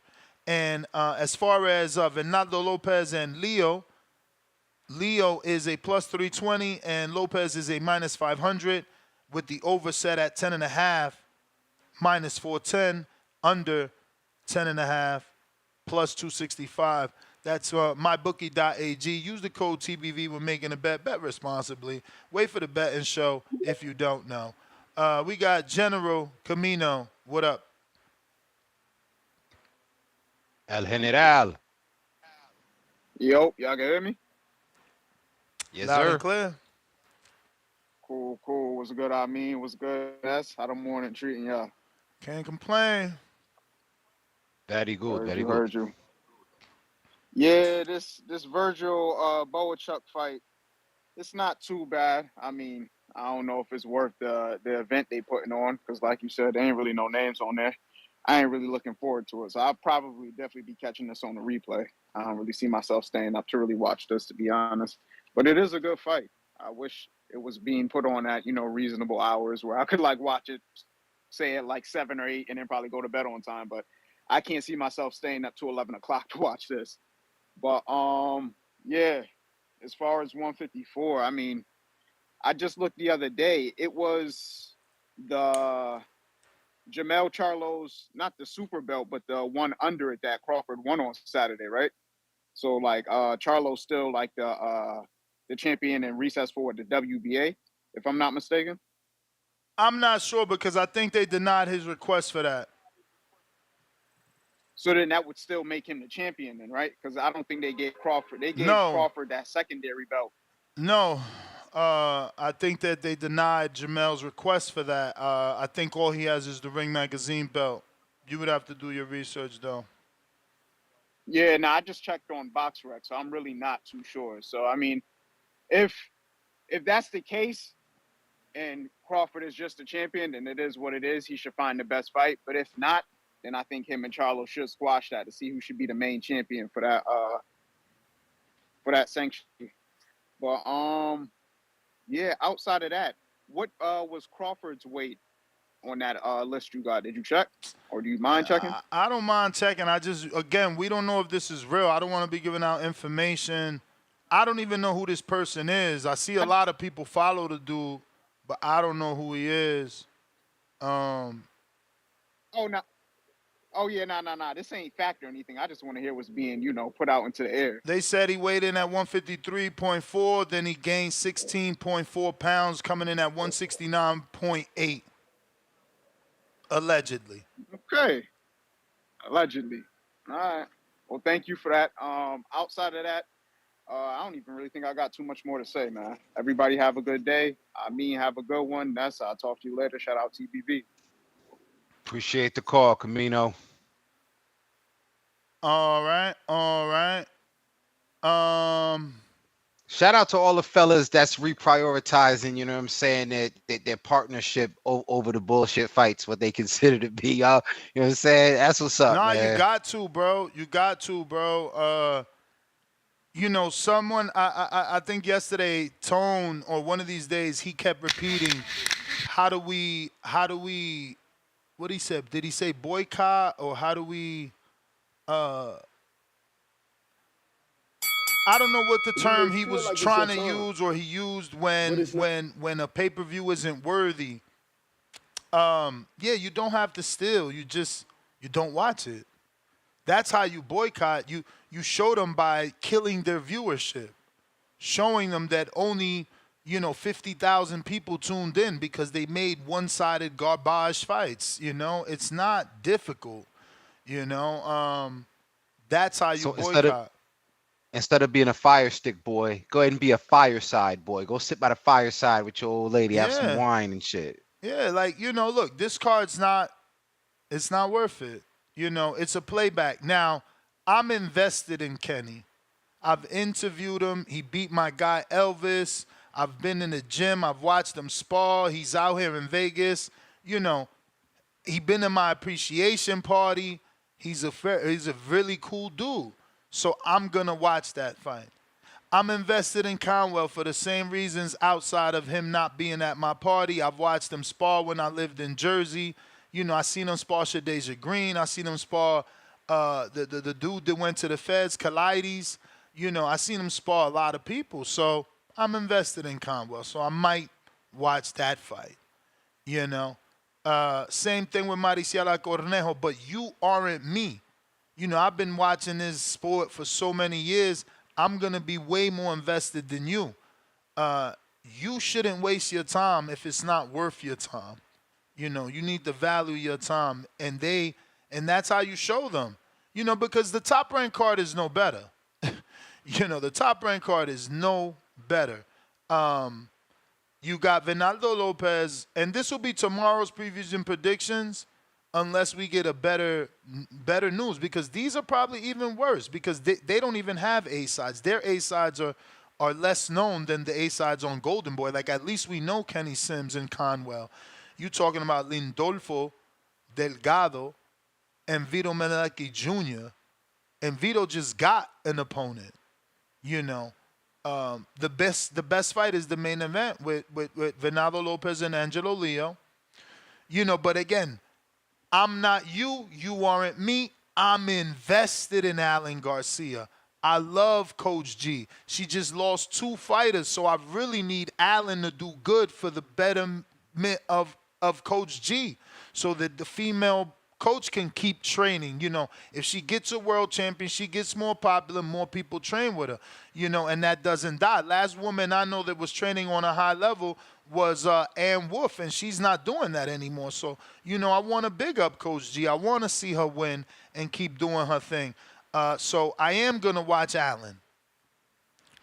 Vito, we're invested. I got a relationship with his dad. He's from New Jersey. I trained in the gym that he used to train in. I'm going to watch Vito. Same thing for Lindolfo. I know he's on the cusp. He's getting better and better. He's not a household name. He's starting to get knockouts too, right? I'm pretty sure he got 2 knockouts in his last fights because he was more of a distance guy, but he's starting to get some knockouts, right? Let me see. Yeah, I was right. Last 2 have been knockouts. So, yeah, man. So I'm invested in a lot of these names because this is what I do. You might not be invested. You might not want to see Steven Navarro because I'm not. I'm not watching Alberto Gonzalez. I don't know who Matthew, whoever what is that, Griego? I don't know who that. Arnold Kama guy, not watching that. You know what I mean? Like, I don't even want to watch Lindolfo versus Brian Flores. Like, they need to get that dude a real fight. You know what I'm saying? Like, yeah. Again, I might just pop over here for Allen and the main event. It's not a good card, bro. They gotta respect our weekend. Pristine Sports Network, first super chat of the day, celebrating his 5th on a live stream, $2. Keyshawn Norfolk fight, I'm there. Any date yet? Yeah. It's going to be in November. Kentrell, 2-pounder. I mean, you coming to the carnival? 2-pounder. You going to UK's carnival, I guess? It was a UK, Jamaican carnival in UK or something? Nah, I can't make it out to Notting Hill, and I'm assuming Toronto already. You know what? Is Toronto this weekend? No, or did it pass? I don't know. He might be talking about Toronto's carnival. Is there a carnival in New York? Because I'm just assuming he talking about in the. Well, that's UK. Labor Day. That's Labor Day. I ain't been to Labor Actually, Day since I was a young man. This Kentrell, so he's American but lives in the UK, so he could be talking about out here. He talking about Notting Hill. Listen, if you got a spot for me to rest my head, listen, I could come out there and do a few ting. I got Matthew Perales, $10 super chat. Best betting show ever. I recommend you need to bring it back. That's the way. Nah, he didn't say that. He said, bring it back the say what? I don't know why he said that. Probably driving. Be careful, my friend. Don't crash. But we did do the better show last week, and I did get a few right, so, depending how you took my picks, you should have made money. Obviously, we got the Rayo right, and some others I got to remember. It doesn't come off top. DC3, $2. Hopefully Ortiz I didn't get Crawford right. I really thought he would do the... Well, I did, right? I think I bet the over, not the under. No, I think I bet the under. I think I thought he would do it under 10.5. DC3, $2. Hopefully Ortiz makes weight. MF ain't got a belt. Drizzy, 365, $5. What y'all think about Bud jumping to 160 to grab the WBC from Adames, 5-division champ, or even Johnny Beck grab a belt and retire for Bud? No, I like the Johnny Beck fight. 2 belts, right? Don't Johnny Beck got 2? It just makes things easier. Then you could talk to Adames. Who that? Marcos? Yeah, he's also a real threat too, Johnny Beck, like a real threat. See, this is what I was trying to explain. This is what I was trying to explain yesterday to somebody, and it went over their head. Now is the time to fight Johnny Beck. He just struggled to make weight. So now you do fight him. And if you smart, maybe you even give him a rehydration clause because you're the A side. You cap him. Say you can't go up 12 pounds. And you make him struggle to make that weight one more time like Pedraza, and you beat him. You get him now. That he can't make weight, that everybody's telling him to move up, that he had to go to the hospital. You get him now. You force him to make the weight that he couldn't make again and defend those titles, and you beat a weaker Johnny Beck for 2 belts. This is boxing, but it's chess. Y'all don't like to listen. And as a community, I don't mean you. I don't mean you specifically. I mean as a community. Nah, I'm not high on Johnny Beck, man. I'm not high on Johnny Beck. I believe his resume is a little sparse. Denzel Bentley, who's not a known puncher, gave him a very tough fight, and he hasn't fought any competition anywhere near that level. The middleweight division is weak of in itself with Rum Punch kind of, on hiatus, and Adames with the wrong team, I believe, to get the right fights. Johnny Beck was going to fight some Italian dude or something we've never heard of. Marco, I doubt you've heard of him either, even though I know you are hardcore. So, no, I haven't seen enough. How Ness is saying about watcher. So, how Ness is saying about Ortiz, I need to see more from Johnny Beck. That's all. He got to make me a believer. Marco, they caught you lying, bro. This is a big community. I swear, someone sent me screenshots of Saturday night, you watching a fight, and they said, look, Ness, this is the timestamp. He just sat down, and he says, I just got home. I didn't see these fights. So they come back and they said another because lying about what? Because yesterday you said you watched the fights. So they sent the time. I did. I watched all the fights except the first one. Remember, I was telling you I'm pissed that I missed Jared Anderson fight. All right, but the fact that you didn't tell anyone on air that you went back and watched them. No, I didn't. I watched it all live. I was on with you. What are you talking about? Well, they caught you lying then, because that's the point. When you jump on the live with us, Your sentence is, I was out with the family. I just got in the house. I was. So you in that sentence, you say you didn't watch the undercard fights. I don't know what you're talking about. Oh I my came God. in, got on All with right, you, we'll and move. all I missed was the Big Baby Anderson fight. That's it. We'll move on. We'll move on. He said, I don't really get it. all I miss is the Big Baby Anderson. You know how many fights was before Big Baby Anderson? And they You caught muted, you. Marco. All I'm saying is, be careful, bro. They recording you, bro. They recording you. They watching. Trust me, they watching. They sent his screenshot recording from Saturday, and then there's one from the same day that he said he did watch it. It's like, whoa, they on to you, Marcos. They on to you. Oh shit, we got to get Brian Norman Sr. on the show. Quick. Marco, you still got that Brooklyn thing? What you drinking? Peanut punch? You done went down to Nostrin and got you a peanut punch? He said peanut punch. This is coffee. I don't even know what peanut punch is. It's coffee. Oh, you ain't never walked down that side of Nostrin. The fuck's peanut punch? Oh, fuck, man. You ain't fucking from Brooklyn. You a sheep's head, babe, motherfucker. We got Venom. What up? What up, Venom?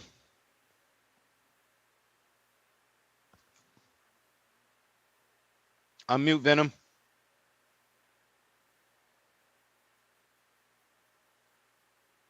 Venom, do you want to speak I'm this from Hell's morning? Kitchen, baby, not Brooklyn. You from Connecticut now. This is Now, over. yeah. It's over. Yeah. Real Nice and- Jose. Take me down right quick, Ness. You got it. Yo. What up, Ness? What up? What up, Marco? What up, TBV? What up? Shit. What's it called? Who you want to see Rayo next? Fight next, Ness? What do you think about all the controversy going on in the Mexican community? You got Pitbull out here crying, saying that the judges are Doesn't going he to have a rematch clause? I'm hearing that he might have a rematch clause. So do the rematch. If you can't do the rematch, obviously, you got to consider your family and your well-being. So you got to see, can you get the Tank fight? If you can't get the Tank fight, if you can't get the Tank fight, the Frank fight is a good high-profile fight. But I hear Frank is fighting De Los Santos, according to Cesar Seda. So, yeah, but the Frank fight would be a bigger fight for, because he's got the cachet from the Tank fight. So get Frank in the ring, and maybe that's something. Shakur called him out. I mean, he's got options, bro. He's got options. He could always rematch De Los Santos. Yeah. I think, honestly, bro, watch, you heard it here first. I think he's going to fight.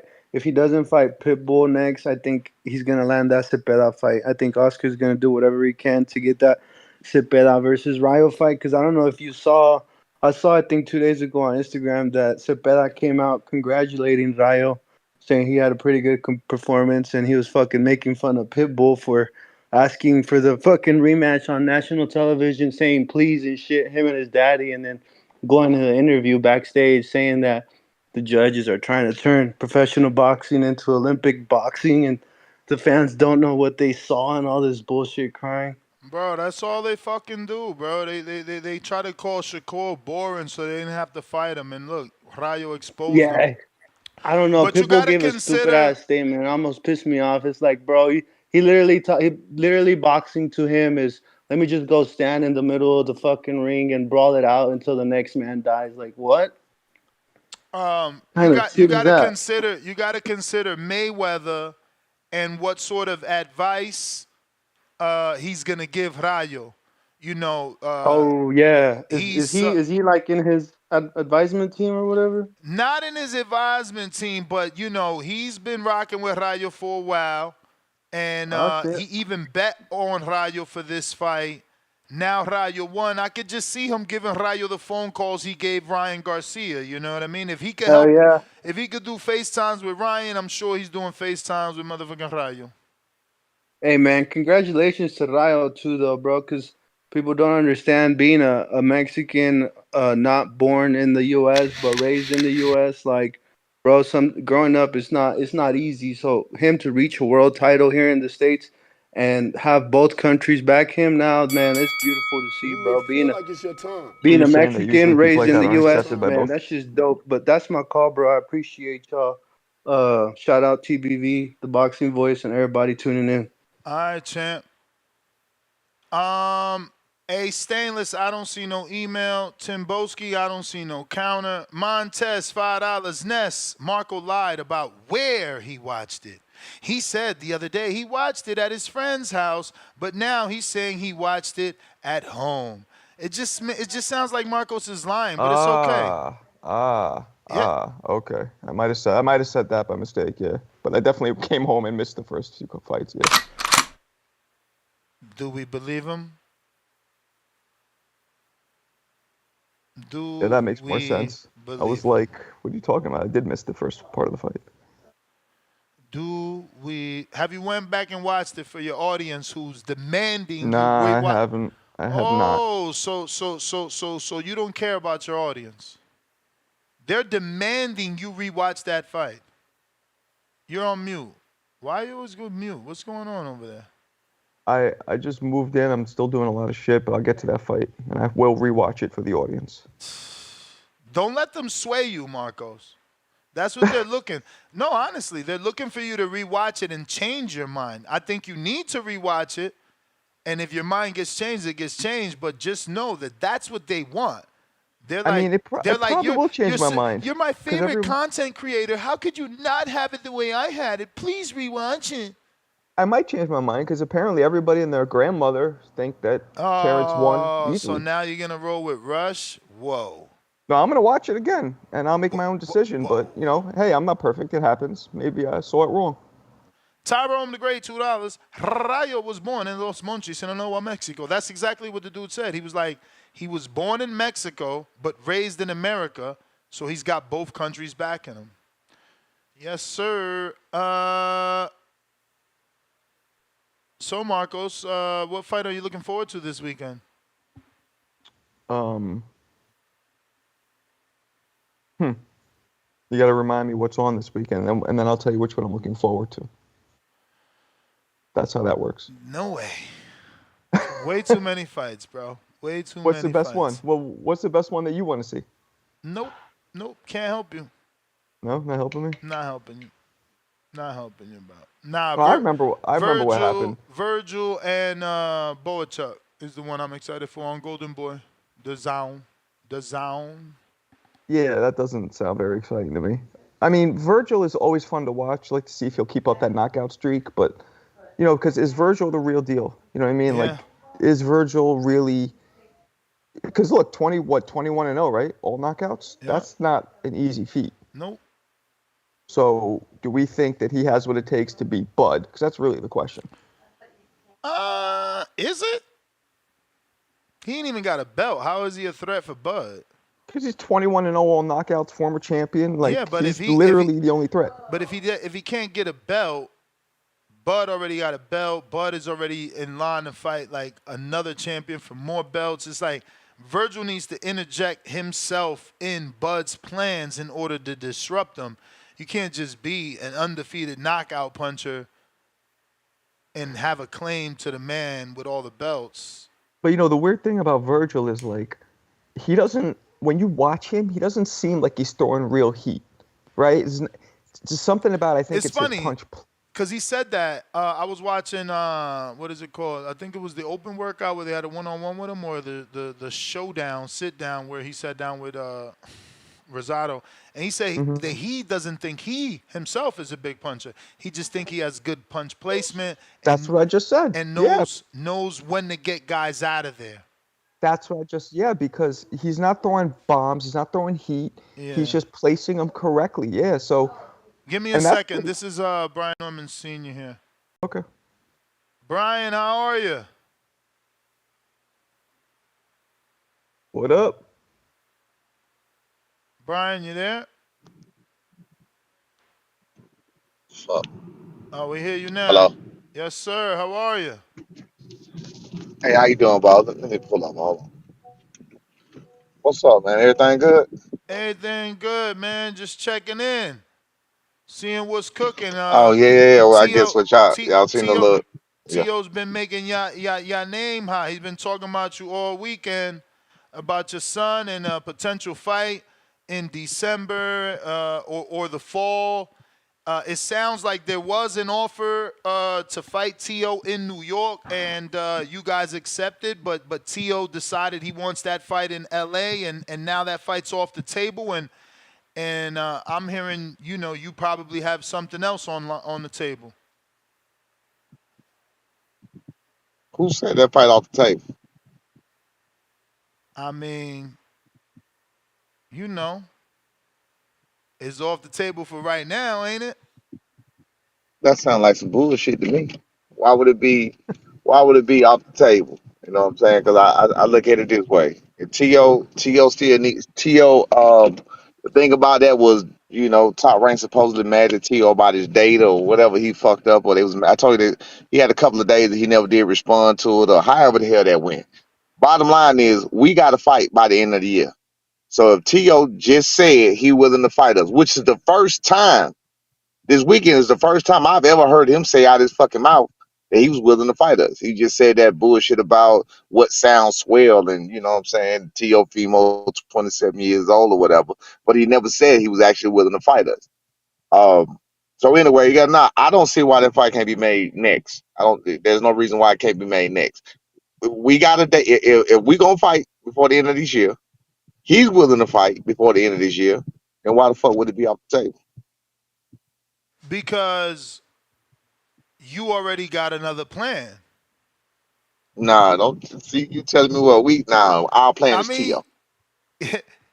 Obviously, but it sounds like the powers that be have already pushed something else towards you because Tio ain't around. He ain't respond properly. Somebody pushed something towards us, but it was just an offer. It was just an offer that was pushed towards us, but at the same time, I don't understand. From what I feel like you could do both though, Brian. Right. I mean, if Tio is really serious, you could come back in December. Well, I guess you can't. No, you can't. That would be a month turnaround. Yeah, right. I don't know. I mean, I guess you're gonna have to call and see if, because the thing is, Tio said it in an interview. Is he serious? Do you really want your son to wait till December to see that Tio is serious? Who says it has to be in December? Tio. He said it got to be in December. He said fall. He said he could do it in the fall or in December. Okay, so the fall is September. What? That's next month. Right, September, October. So that's a lot of months between them. They offered us a date. Of November the 8th. So I'm looking at it like this. I'm hearing what you're saying, but to me, people making this shit. People with this business shit, they make it too complicated. When it's not that complicated. When you have people, if you can agree to shit, it is what it is. Like we being told, and I'm being candid about it. This is what happened. This is even with this is going against what the powers that be said to me. So I'm being told they offered us such and such. We said we don't even want to fight such and such. We said that shit off top. We don't want to fight him. For what? So we said that we want to fight such and such. Tio. Yeah. Tio just agreed. Got video of Tio agreeing to fight us. Why can't we do that next? Well, it may not be possible because Tio don't have a date. Yep. How fucking retarded does that sound if we got a date? So if we got a date, why the fuck can't Tio fight us on our date? That's knocking out two birds with one stone. Because come on, Brian, your date is not a main event. Your date is shared, but we can't talk about who it's shared with. So it's not your date. You need if it was your date, then Tio could jump on your date, but that date is shared. Right. I mean, again, maybe you gotta call Teofimo Lopez Sr. and the father sit down and maybe y'all get this fight over the line because all you need is for Tio to agree. It's not like the networks aren't gonna want to find a date for him, and that's why I say right. December. So if he are, but that's why I if say they got him December on because already saying he's That's why I say December, because he's fought in December before. Isn't that when the Heisman Trophy? That's already been his thing, right? Man, that's fine because of who they offering us. It would probably behoove us to wait for T.O., to be honest with you. Okay, so you saying what you've been offered, it's not worth the training camp? It's worth the training camp. Yeah, any fight worth the training camp because we like to stay busy. But I would rather take a whole nother month off. If we could fight T.O. in December, I would rather take a whole nother month off and just fight him in December. Which we didn't want to wait this long at all. Like when this first started, our whole problem was why the fuck we gotta wait for T.O.? Why we gotta wait this long? Keep busy fight. You know what I'm saying? But now that it's been pushed out so long, and the date they gave us is November anyway, then I mean, we might as well wait another month to fight Tio if he can get a date in November. I mean, if he can get a date in December. I think the waiting part came from Terrence Crawford having to get in the ring, because now that he fought, now you guys get elevated, right? Have you heard anything from Paco? Do you become the full champ? Supposedly, yeah, that's what it's supposed to be. Supposed to be that way. You know what I'm saying? But I also heard that no matter what, they said Terrence Crawford could be dead, laying in the grave, and they still wouldn't strip it unless he drop it. So that's just how much they love Terrence Crawford or whatever. So I don't know what the fuck they got going on with that, man. I don't know. I don't have no clue. This shit is frustrating. They made the shit so too complicated that it's always when you have people who, what I'm saying, and they think you don't understand. Like it's common sense to me, but hey, I mean, what the fuck is my common sense? So what are you having your son do in the interim? How are you guys not getting caught slipping, right? Because again, Tio's the A side. Maybe this is all A side games to try to make sure y'all not in the gym to make the fight slightly easier or in his favor. I don't know. How is Brian Nah. staying See, in shape? that's at this point right here. That's all my son do. That's literally his life. He ain't like when Tio was in Italy or wherever the fuck he was at. My son don't do that kind of shit. He don't even have no interest in doing that kind of shit. He might have went to he might travel for a fucking weekend or something and do some shit for a couple of days or whatever. But his daily life is training. That's his job. He does that shit as a job. It's not like something he do for fun. He likes to do it. So he trains religiously. He a hungry fighter. He's still hungry. He ain't sitting there looking for breaks and shit to take and vacation to take. He don't care about that. So that's the good thing about him. He's gonna stay in shape anyway. So you ain't gonna never catch a slip.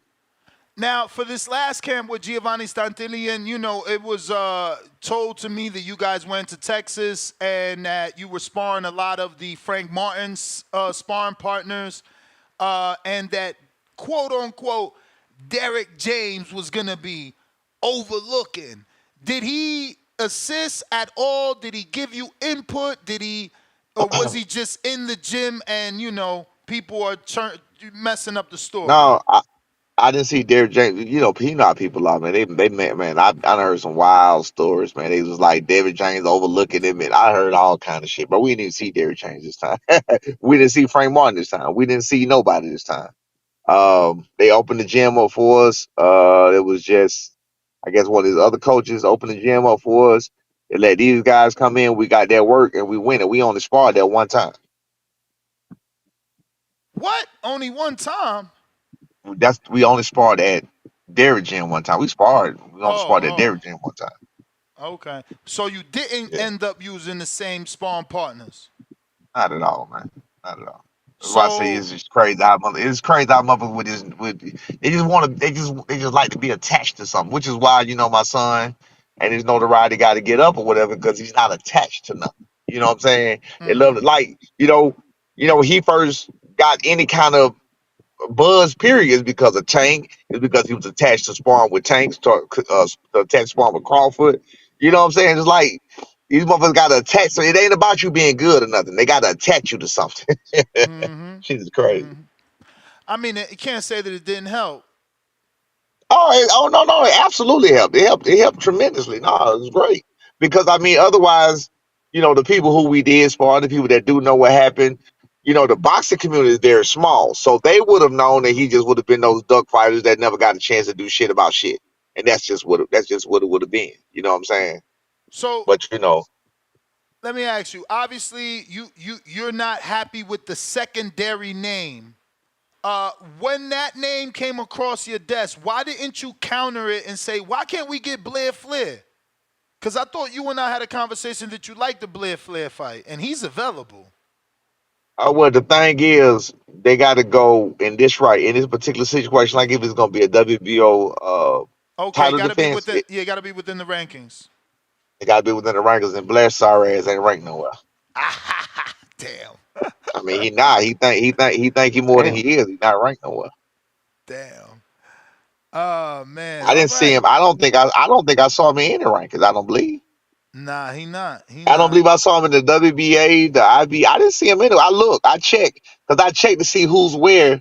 So I'm like, okay, well, this is a possibility. This is a possibility. Conor Ben was the best on that list, but I don't think he'll take that fight. You know what I'm saying? Again, the fights I asked for, they act like I'm fucking asking for. Oh man, that's not possible. And the fuck out of here, man. It's Damn. whatever, Conor bro. Ben and Blair the Flair would probably be one of the biggest paydays. Is that something you guys care about? Are you more looking for the Absolutely, belts? but Blair the Flair, I guess y'all didn't hear. Mill City. Shout out to Mill City. Mill City interviewed him and pressed him right after the fight, and when he started mentioning my name, he all of a sudden had to hurry up and go do some shit. Yeah, I seen an interview No, with seriously, Blair. you can go look it up, bro. He all of a sudden, he was downplaying. Who the fuck is Brian Norman to me? Like, motherfucker, he's a champion, something that you've never been in your career. You know what I Nah, mean? But nah. I seen another interview with him. He obviously wants time because they asked him did he want the Boots fight. He said he wants one more big fight before the Boots fight. So he he's trying to shake out. You got to remember this Broner fight. He was coming off of more than a year layoff. that's cool. That's cool. The thing is, nobody's going to consider my son right now a big fight. Yeah. Again, he's not attached. He's not attached to a name in the ring, and that's what has to happen. That's what has to happen. No, that's why this Teo fight is a blessing, man. Absolutely, and that's why it's worth waiting to December as opposed to fighting, a nobody, in December. I'm sorry, in November, and then all of a sudden you stuck until whenever the fuck they decide to put you in there again. Mm-hmm. Now, I mean, 'cause that's what we just got. let's talk game plan because Teo's a bit of a roller coaster, right? People in my community seem to, they either love him or they write him off. I seem to believe that he can get up for the big fight. The question is Brian Norman Jr. a big fight to Teofimo Lopez? Because when it was time to fight Richard Comey for a world title, he showed up. When it was time to unify with Vasil, he showed up. When it was time to fight another pound-for-pound fighter, because he's fought 2 pound-for-pound fighters already, Josh Teller, he showed up. Now, in between there, he's had his up and downs. Sandor Martin dropped him 2 times, officially 1 time. Didn't look the best in the Jermaine Ortiz fight. And even in his last fight, with Claggett, people were expecting a knockout. And obviously, like my co-host Marco said, he did lose in an upset to Kambosos, who also dropped him. So when we talking game plan, what do you think the approach is for Teo? It seems that he really can't handle movement that well.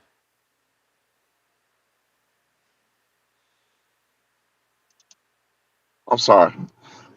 You say what was that last question again? I was trying to do something. What was the last question again? I was saying it seems like Teo really can't handle movement that well. So what do you think the game plan would be if you do get that fight?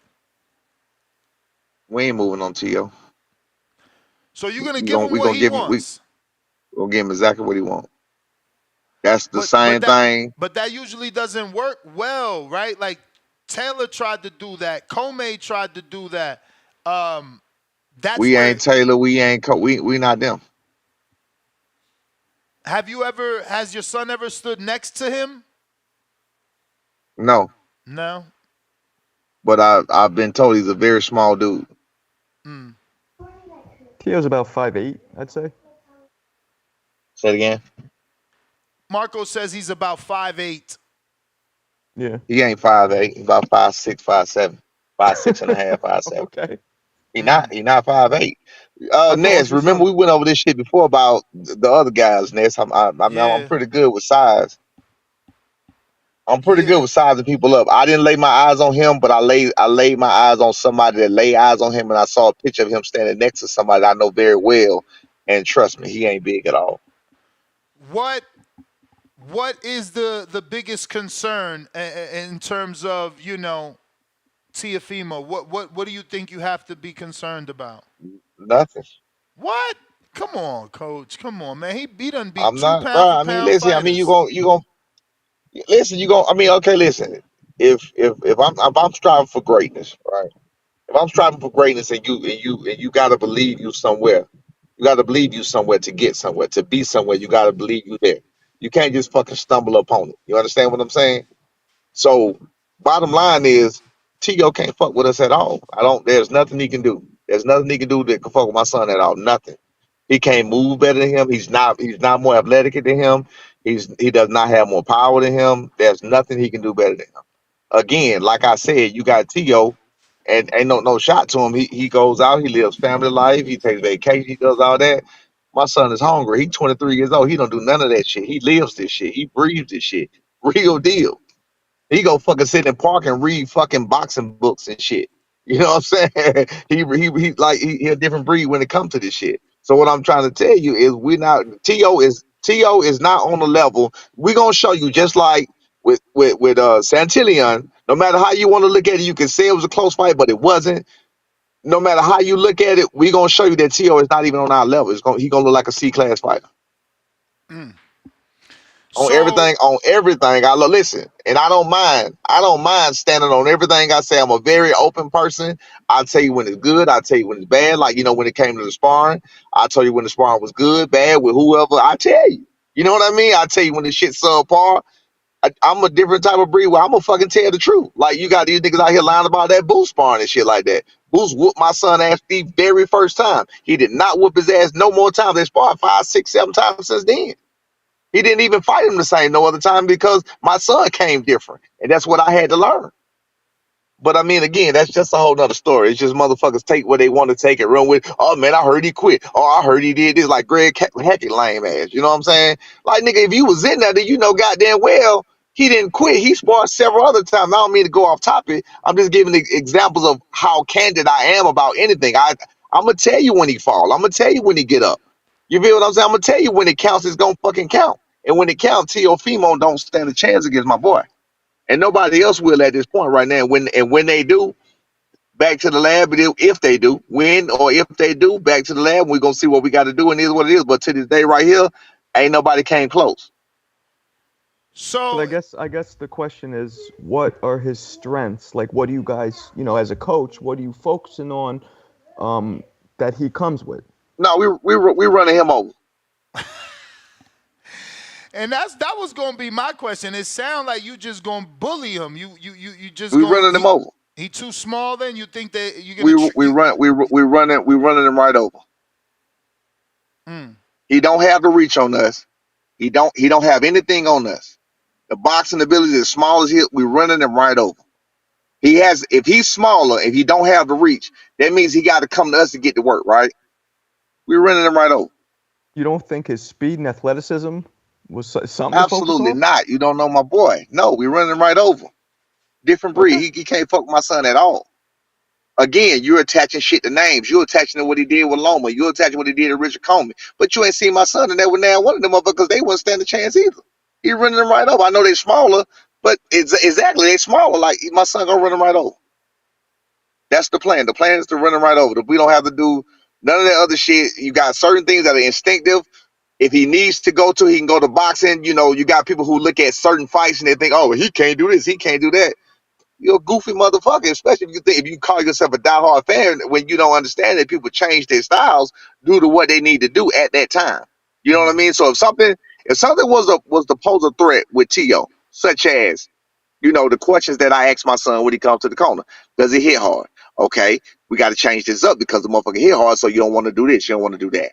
Is he fast? Oh yeah, he quick. He'll tell me certain things. He's like, yeah, nah, he pretty fast. Is he awkward? You know what I mean? Depending on how awkward he is. You know what I mean? Some people are so slow that they're awkward. Of course, we know T.O. not slow, but you know what I mean? It's just certain things that we look for that I need to know in the corner. And once I know this in the corner, that can change the game plan right there. But from what we see of T.O., There's nothing to change. We gonna fucking roll him over. It's gonna be nothing. Knockout before round 6. What? Knockout before round 6. You mark my words, and I'm betting everything on that. Now you underestimated him because he's moving up. I'm not underestimating shit. I'm estimating my son. I'm not overestimating or underestimating nobody. I'm estimating my son, and my estimate of my son, and looking at what I see there, he has nothing. Do you think Teo could fight for 3 minutes of every round, or do you think he gasses? Not against my son. Hell no. I tell you what. Just do me a favor. Let's just be candid. We can talk about opponents. We can talk about who's who. We can talk about whatever.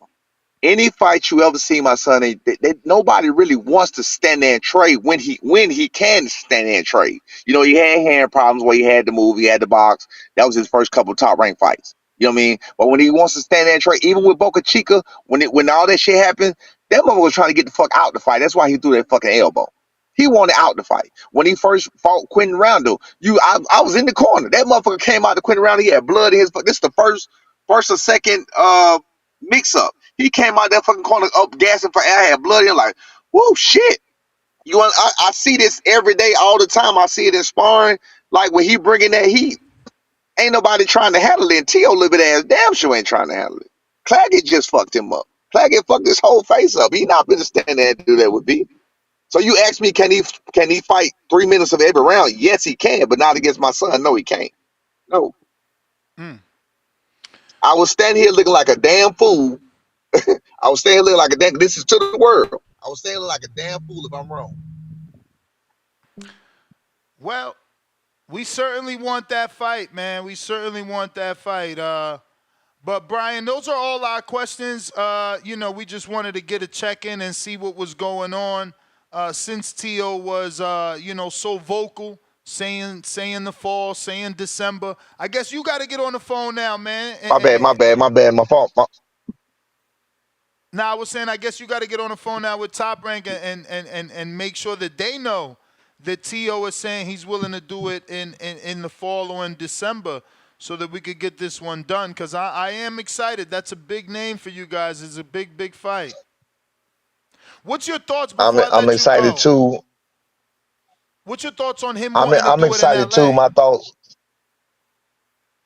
Man, we'll do that shit in his fucking backyard of his house. I don't give a fuck, man. You know what we about, man. I'm trying to tell you, it's gonna be different than what you think. That's all. We will go any way he want to go. We'll take all his demands. You know what I'm saying? As long as ain't nobody trying to undercut us on the price. You know what I'm saying? Whatever else. But for the most part, we'll take all his demands. We'll take everything because we understand the position we in right now. Like I just said, unfortunately, with boxing, it's not about abilities. You know what I mean? It's about fanfare. That's all it's about. Like I said, my son, came in the gym and beat motherfuckers up, and I literally watched them go fan out over the other person they beat up, and I'm like, damn, shouldn't you be hyping this motherfucker up, telling the world how he just did what he did, and this motherfucker you watch grow up as a kid, but nah, that don't happen because they're about the fanfare. You know what I mean? So I understand that. I understand it's all about the fanfare and everybody just, want to be glazing motherfuckers and shit like that.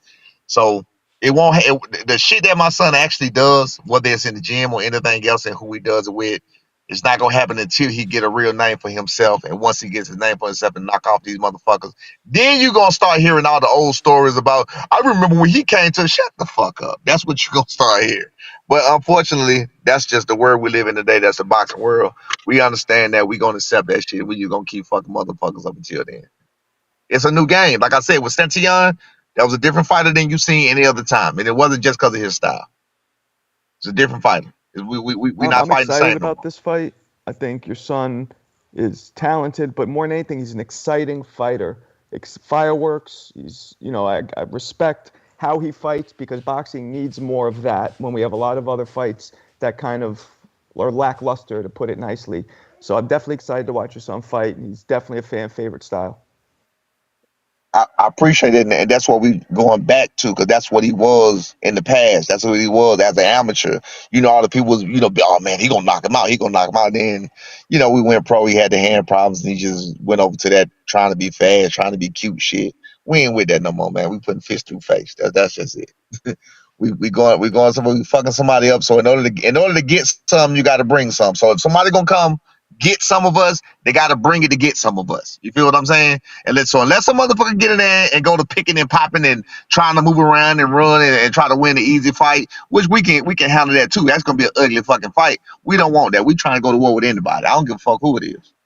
You Yeah, name and them. I that's don't one give a thing fuck about who it is. Tio is he engages too, so that'd be a very exciting fight to watch. Perfect. And there you go. I looked at T.O. when they offered him to me. I did a couple of his fights. I was like, that's easy. I was like, this one gonna come right to you. I watched Josh Taylor run from him. I watched what was his name? The one that they obviously that beat him. What they say beat him. What's my boy name? Jermaine Ortiz. I watched Ortiz from. I'm like, these people are running from his ass. Nobody's scared of T.O. So if he used to people running from him, he's going to have that ego. You know what I'm saying? He's going to have that ego that he think he the man. Well, you got to come show us you the man because I don't believe it. So, you know me, I'm down with the bet your money on it. Bet your money on it. Get the odds up into your favor. Make my son a 5-1 underdog so I can do what I do. I'm so serious. I'm dead ass serious. Make my son a 5-1 underdog so I can do what I do. And we going to show the world I'm going to be back on here talking shit again. Well, Coach, I appreciate you giving us the time. Let everybody know where they can find your son. I know that's what you care about. Let them know his social media. And, yeah, man, we look forward to having you back on soon. Absolutely. That's what I care about, man. Official B. Norman. Official B. Norman. I think you can find him on any platform, whatever. That's what I'm worried about. That's what it's about, man. And all we looking to make noise. We ain't scared of nobody. We ain't running from nobody. We'll mention anybody's name. We'll say anybody's name. We'll fight anybody at any time. You know what I'm saying? So just remember that. So y'all stop all that duck talk against anybody. Because what's going to happen is them motherfuckers ain't going to say our name. But guess what? We're about to be the WBO champ, so one way or the other, they gonna fucking go around or you ain't gonna come through this way being undisputed. But I appreciate you, man. Appreciate you. There you have it, ladies and gentlemen. Brian Norman Sr., the father and trainer of Brian Norman Jr. Hopefully we can get that Teofimo Lopez fight, man. If he gets that fight, I'm doing TBV on the road. I'm gonna go to spend a week with them in camp, man, because it's a big fight. I haven't been in, spent the week in somebody's camp outside of Vegas in a minute. So, yeah, I want to see what they got, And I believe them. I believe they could beat Tio, man. I mean, Claggett, Jermaine, those were different styles, though. This guy is going to come at Tio. And I don't know that that's the right game plan to fight fire with Tio. He's a sharp counter puncher. Brian Norman smothers sometimes. And, if he's rushing in his force with Tio's counter, what could that do? Could be detrimental. We got Courtney Jones, $5. I'm betting Virgil Ortiz knockout rounds 1 through 6, $2,000. What you guys think? I cannot give you advice on such a high bet. But I'm also a Gemini, and I'm like, I can't not say nothing. 1 through 6 is wild, B. 1 through 6 is wild.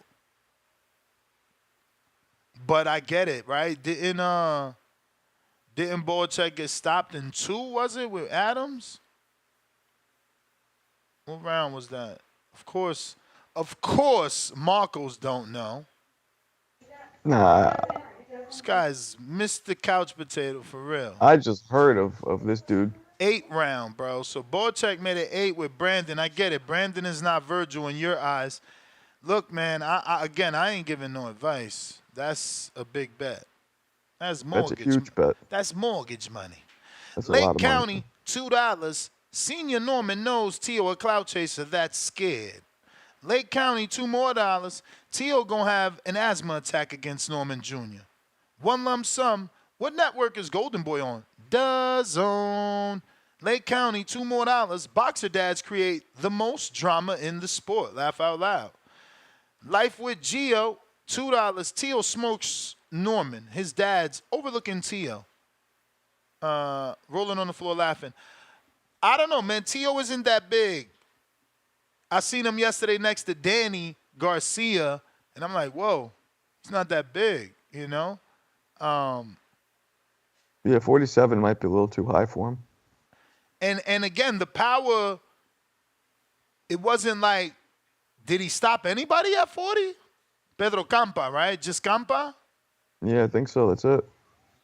Did he stop 'Cause he- anybody at 40? Yeah. But we see that a lot. A lot of fighters, when they come up in their lower weight, they're knocking everybody out. And then as they go up, it's very common. The knockouts kind of diminish. Yeah. Pedro Campa. Let me see.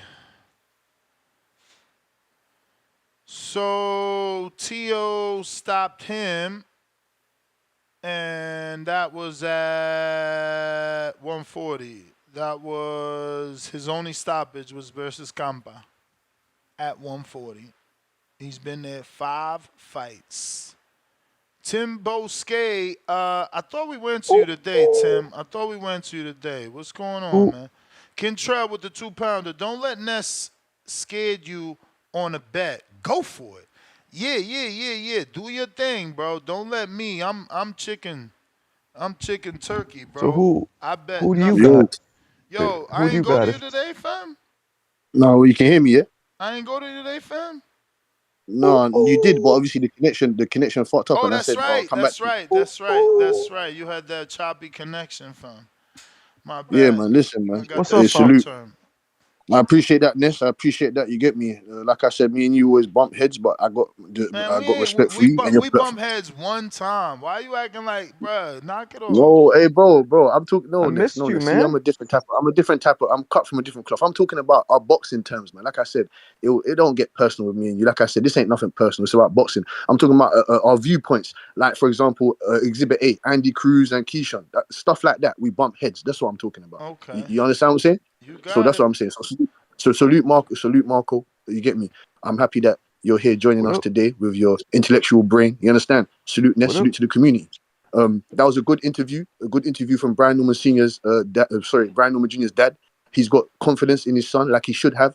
I was just having a war of words with guys like Vega, real true fans, Vega and that. They believe that words don't really count for much, you know what I'm saying to you? But I was saying that it's good that he's talking positive about his son. He believes in his son because no one else is going to have belief in him apart from himself and his dad, you understand? So there's nothing wrong with talking a few tough words. Like you heard what he said. There's no name attached to his son. You can't get it. It's a high risk, low reward sort of type of thing. I was saying it's good to talk those words like a Belanga, like all these knowing how to sell yourself to the community. When I say sell yourself, you know what I'm saying? Be a fan-friendly guy. You know what I'm saying? To make sure that the community can, engage with you to a certain extent, be positive, nice frequency, you get me? He can be able to talk to the community. That's why I said, because we've seen great fighters being able to put up great fights in the ring, but outside of it, they don't reap the rewards, they don't reap the fruits from their labor. Like i.e. a Terence Crawford, you know what I'm saying to you? Terence Crawford was a killer for years, but it's only now that we're starting to get to know the guy, personality-wise. But like I said, let me go back to the main topic of the show, Bohachuk and Vergil Ortiz. We've got a great matchup right there, great matchup. This is going to show me what Vergil Ortiz is really made out of. He's going up against a bigger guy, 6 foot, 74, 5-inch reach, ramrod jab. He's been working on that jab ever since. He's been on a terror of a run ever since he got knocked out by Brandon Adams. Brandon Adams at 160 now. And talking of Brandon Adams, I would like to see him against maybe a Kyron Davis per se. You know what I'm saying to you? That would be an interesting matchup for Brandon Adams. But back to Serhii Bohachuk. He looked very impressive against Mendoza, even though Mendoza came in not minimal notice. You know what I'm saying? He still broke his jaw and managed to get a top contender, managed to go the distance of a top contender and looked incredible in that bout for me. As for Vergil Ortiz, I don't know. It's interesting to me for him to say that Bohachuk don't punch that hard when all knockouts have been from Bohachuk. He's been punching on the bigger guys. It took Vergil Ortiz a little while to get rid of McKinson. It took him a while to get rid of Kavalasquez, the smaller guy. So I want to see if what his power is going to say at 154. I want to see if Vergil can be healthy enough to make the weight to make the 154. And I had a bone to pick with all the rest of the guys that said, oh, 160s weak division, one cruiserweight. What I noticed about the Americans, just because it doesn't have American flags up in that weight division, oh, it's a weak division. No, it's not. No, it's not a weak division. When you see hella English flags, hella European flags, hella Asian flags, you want to say it's a weak division. No, it's not. No, it's not. Get to know your fighters, man. Sit down, watch the fights, or go and do some backdrop history on your fights. What division you talking about? 160. Oh, it's weak. How is it weak? How is that weak? How is that a weak division? Because you don't know the fighters, you don't know Hamza Shiraz, you don't know Zanabek, you don't know Carlos Adams, you don't know multiple other guys in that division. I'm confused. Cruiserweight. What? Because you don't know multiple other guys up in there. You don't know Chris William Smith. You don't know Jay Opataya. Oh, it's weak. No, it's not weak. Everybody just needs to fight. It's as simple as that. Yeah, I don't know, man. I tend to agree with like it's your weak. time, but it's not I your tend time. to agree with weak, man. You know what I'm saying? Shit looking weak to me. Like, yeah. I mean, word. It ain't got that many. Word. It don't have that many names. Like, yo, you know it's weak when your names are Eubank Jr., Shane Mosley Jr., Tyrone Davis, like Johnny Beck, Carlos Adames, that Laura, that's the names, bro. Like the fuck? You know what I'm saying? Yeah, it's Hamza definitely Shiraz is not a not. name. Like Hamza just won his first big fight Yeah. with a undefeated prospect. Before that, he fought Liam Williams, who was, a domestic level fight. You know, so Hamza's not a name. He's certainly not the name that Kell Brook was or that Amir Khan was.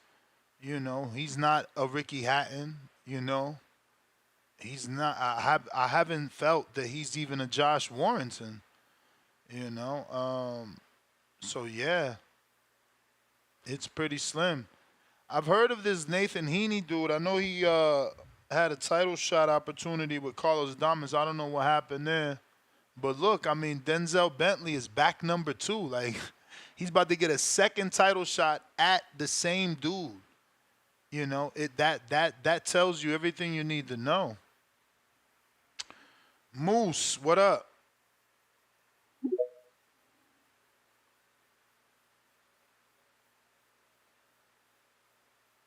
Moose. If you're watching this on YouTube, go ahead and hit that thumbs up. Go ahead and help me with that visibility.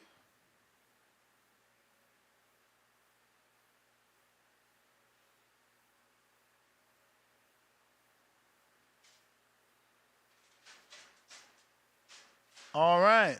Malik, what up?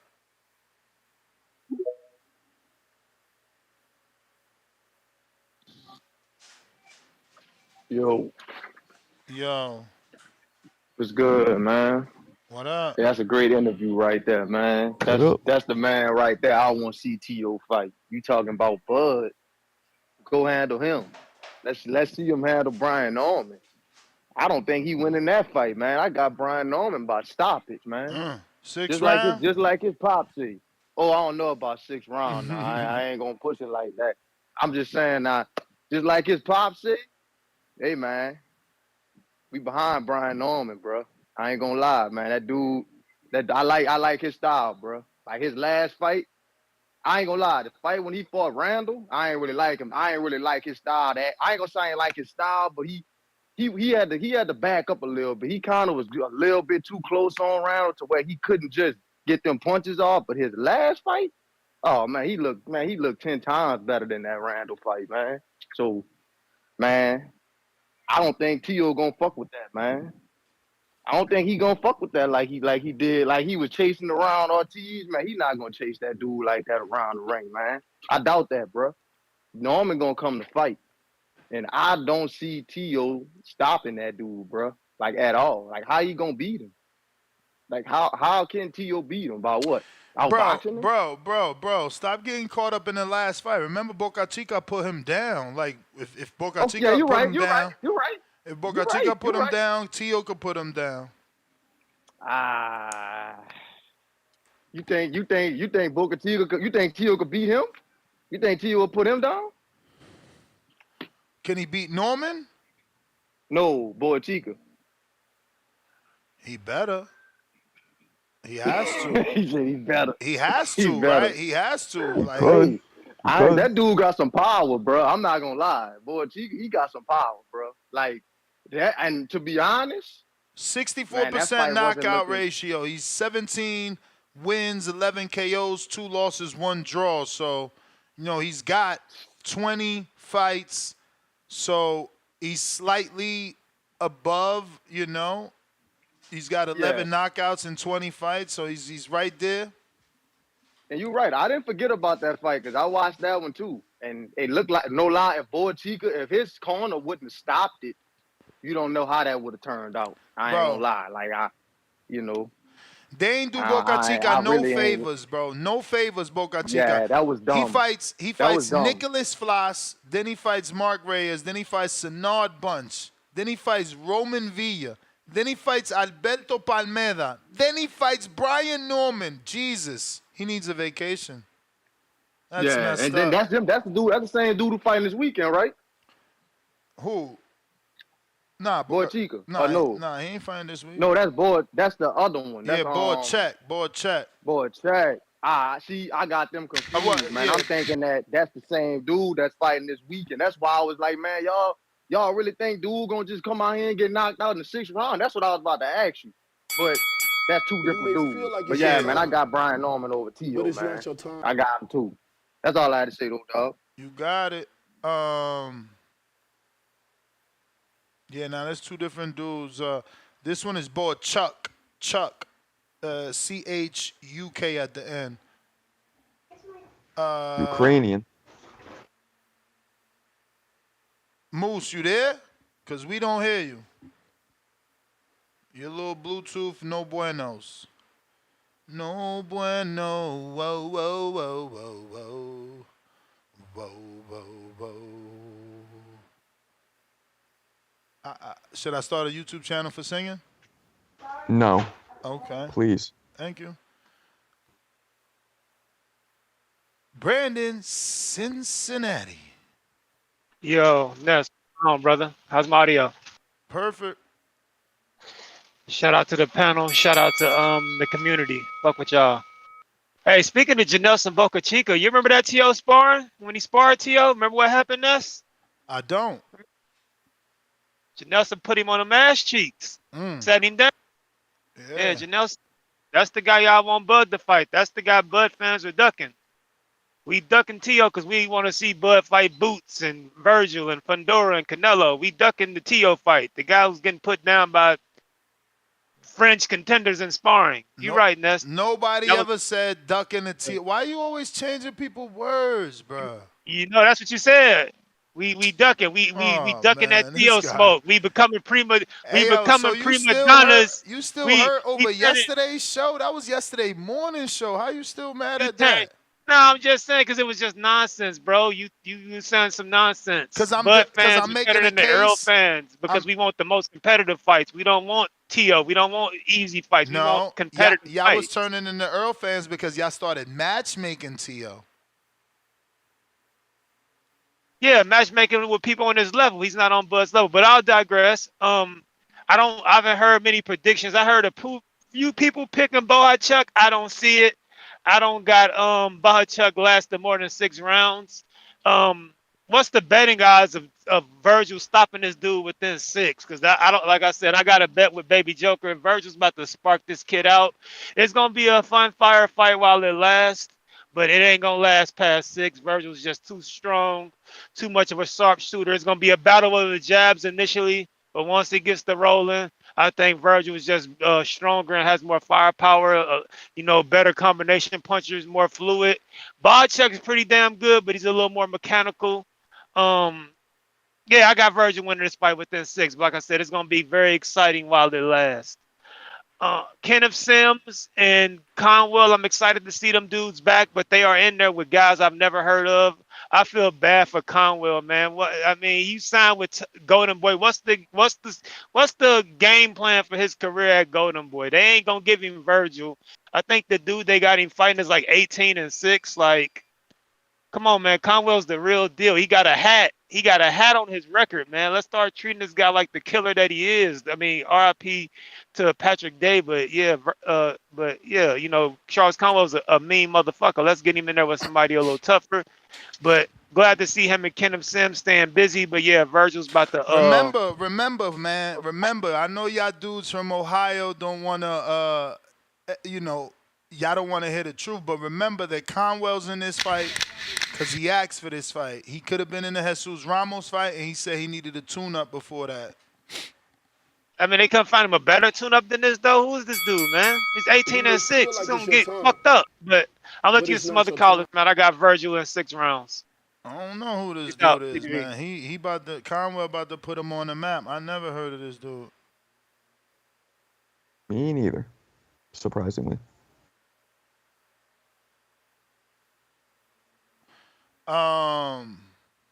Timbo Scare, you back? Oh.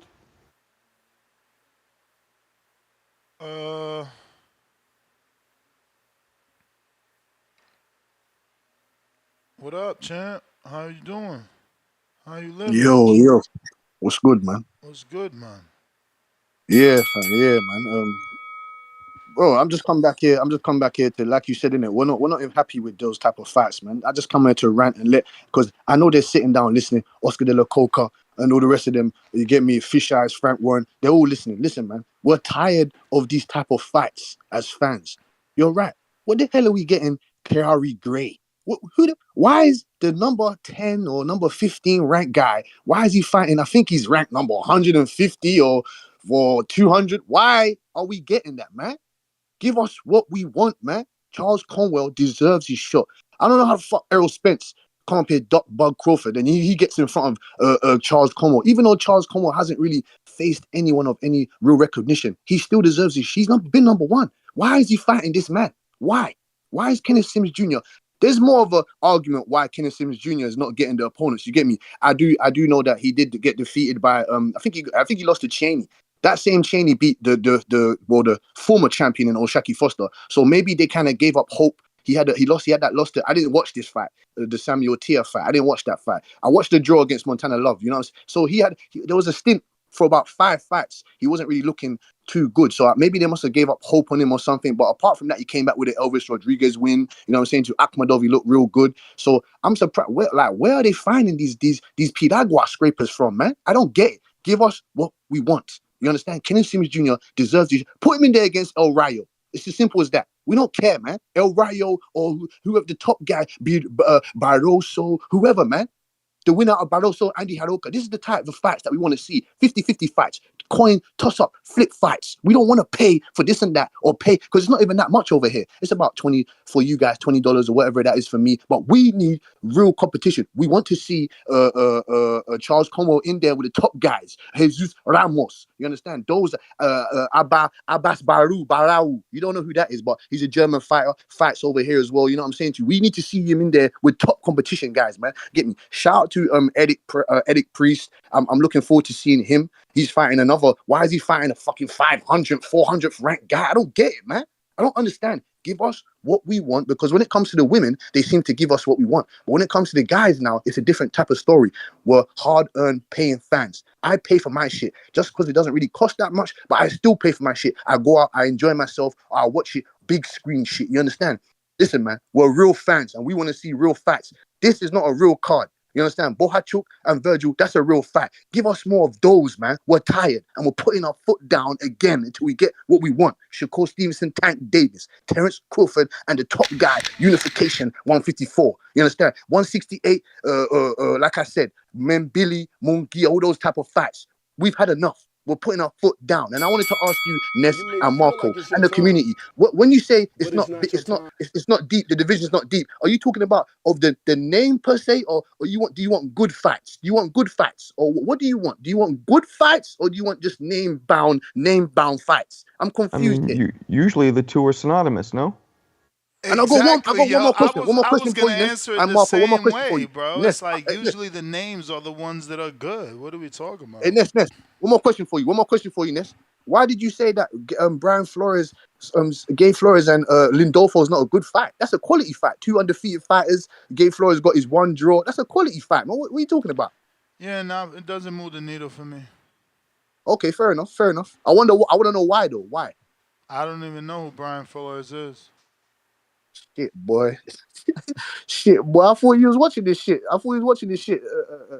Ness, man.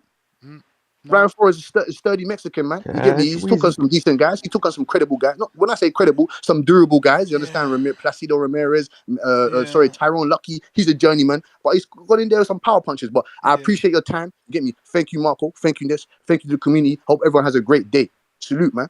I think you pretty much summed it up with that, bro. My man named 2 dudes no one knows. No one. You know, Brian Flores is 26-0. And we don't know who he's fought. Sounds good, but yeah. You know? Oh, look, he's beat Sinar Bunch. Shout out to him. Last year. That's it.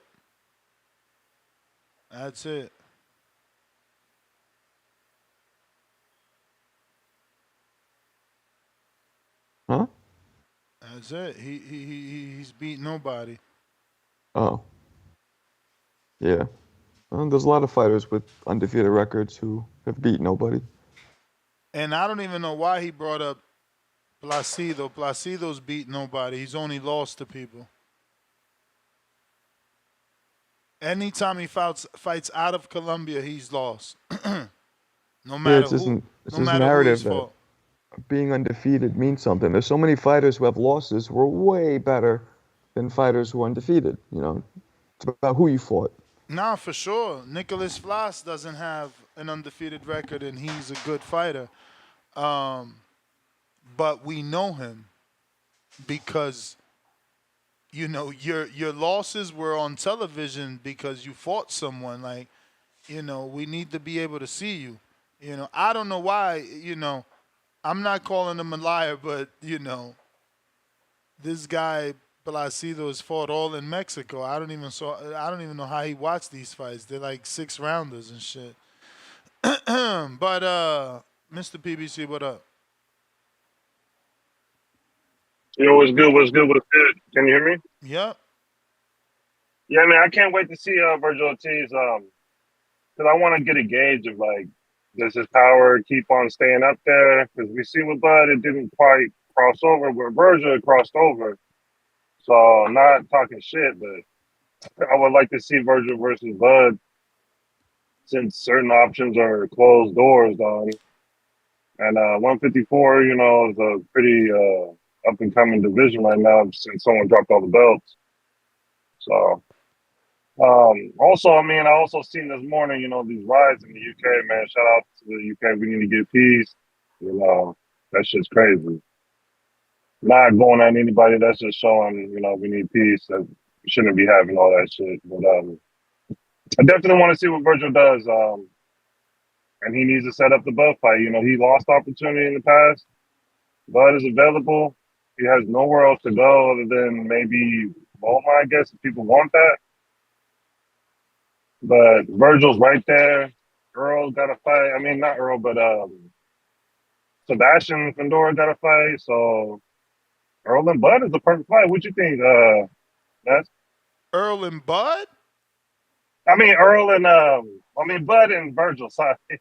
Yeah, I mean, Bud and Virgil, yeah, if we can't get Fandora. Yeah, because Fandora's fighting when? I mean, he's supposed to be negotiating with Bud. It's supposed to have started 2 days ago. Like on the 5th, they were supposed to negotiate or something like that 2 days after the fight. Okay, but my last question for you is, what's going on with Shakur? I mean, I'm not saying what's going on, but is he making fight? Allegedly, there's an offer to Shakur.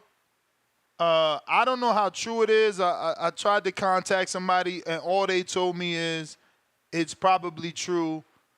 You know, but that's not a confirmation. But there is a $5 million rumor running around the internet that Turkey, Al Sheikh offered Shakur $5 million to fight Zepeda.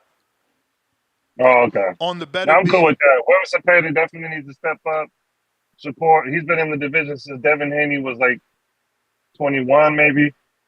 So I think the fight needs to happen. I think if Shakur beats William Cepeda, perfect. If Cepeda beats William Shakur, perfect. That's my call. All right. What we got came to dream. What it do? Yo. Yo. What up? What up? What up? What up? What up, everybody? Yeah, man. So on the topic, right quick, the Vergil Bohachuk. Look, man, it's a good fight because this is Virgil's first real fight at 54. You know, fighting Delorme, that's not a real 54-pounder. Fighting Lawson, that's not. You know, those weren't very good fights at 54 for him. But this fight is his first real test.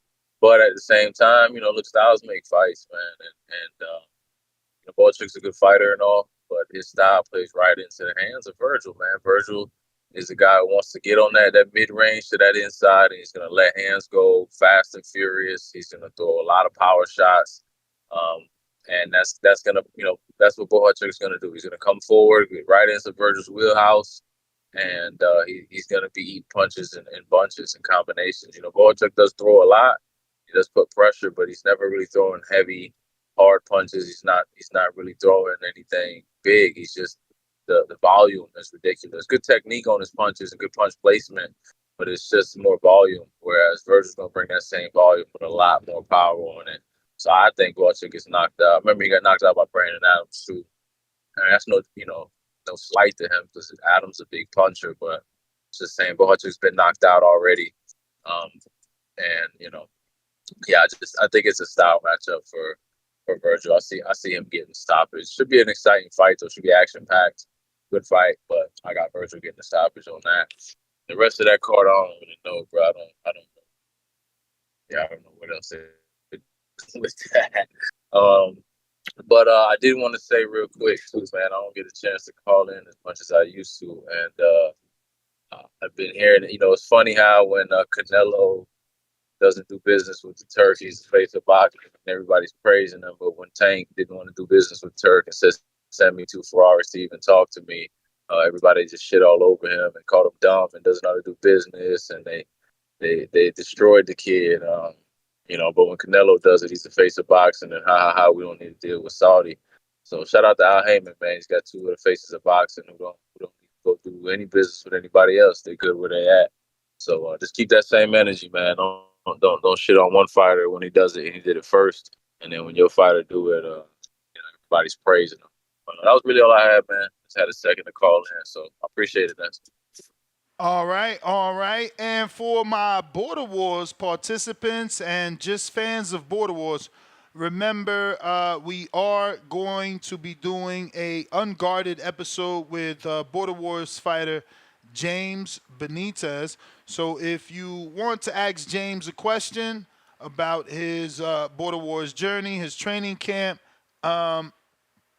head over to patreon.com/The Boxing Voice and drop him a question. Or you can come over right here to youtube.com/The Boxing Voice.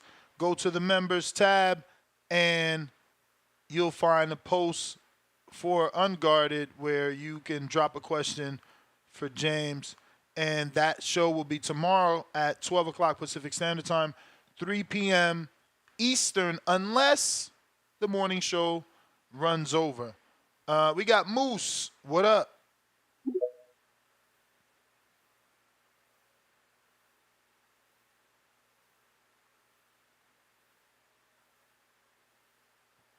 Moose. Jerry, talk to me.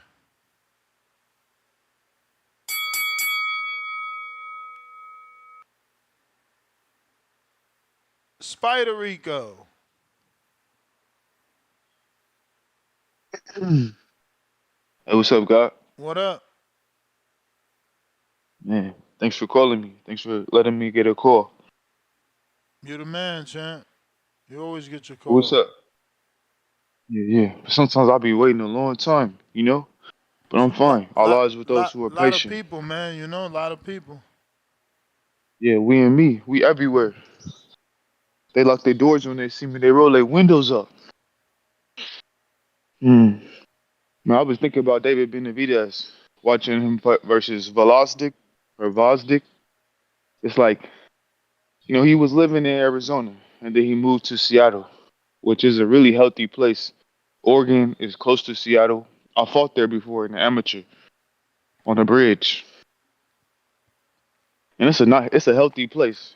And I've been to Florida when we had our border wars in Tampa Bay. But other than that, I've never been to Florida. But I know Miami, and I've seen Scarface, and it's just like maybe Miami's not the best place for David Benavidez.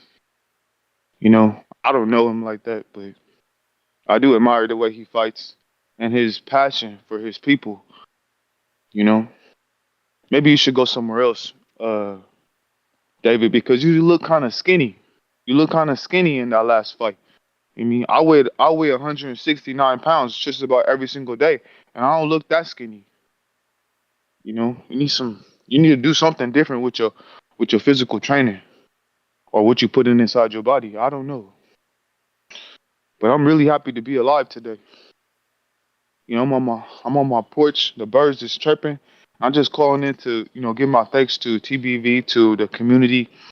Border Wars is coming up, and people want to see me fight. I don't know if OC gonna be the guy because he's 47, but it seemed like he will fight anybody. But it also seemed like Hakeem was fight anybody too. But Nah. then when it comes, Damn, is that you too yeah, experienced for Big Bay? Fuck. you see, every time it come to we and me, they don't want that. Who else we had? We had Anthony Forbes last year or whatever they was, and then, nah, that didn't happen. Then we Yeah, had Hakeem, Anthony. that didn't Anthony ain't. happen. Then Anthony ain't on your level though. You knew that. my amateur books, put it out right now in the universe. I've already turned in my amateur books into the Conquer or whatever it was. I had to do that for Golden Gloves. I got 6 amateur bouts. Match me up. But every time they match me up, it seemed like it ain't fair, huh? Somebody gonna have to get in there. Somebody gonna have to get in there. We're on the clock. You hear the clapper. It's Esteban from Argo with Love. I pray for we and me. That Allah guide us to ways of peace and safety. The straight way. Never to go Esteban. astray. Esteban, why don't you But it's make not your time. 185 and fight CYP instead of cutting all that weight? Oh, now we and me ain't here. We and me, are you here? We and me.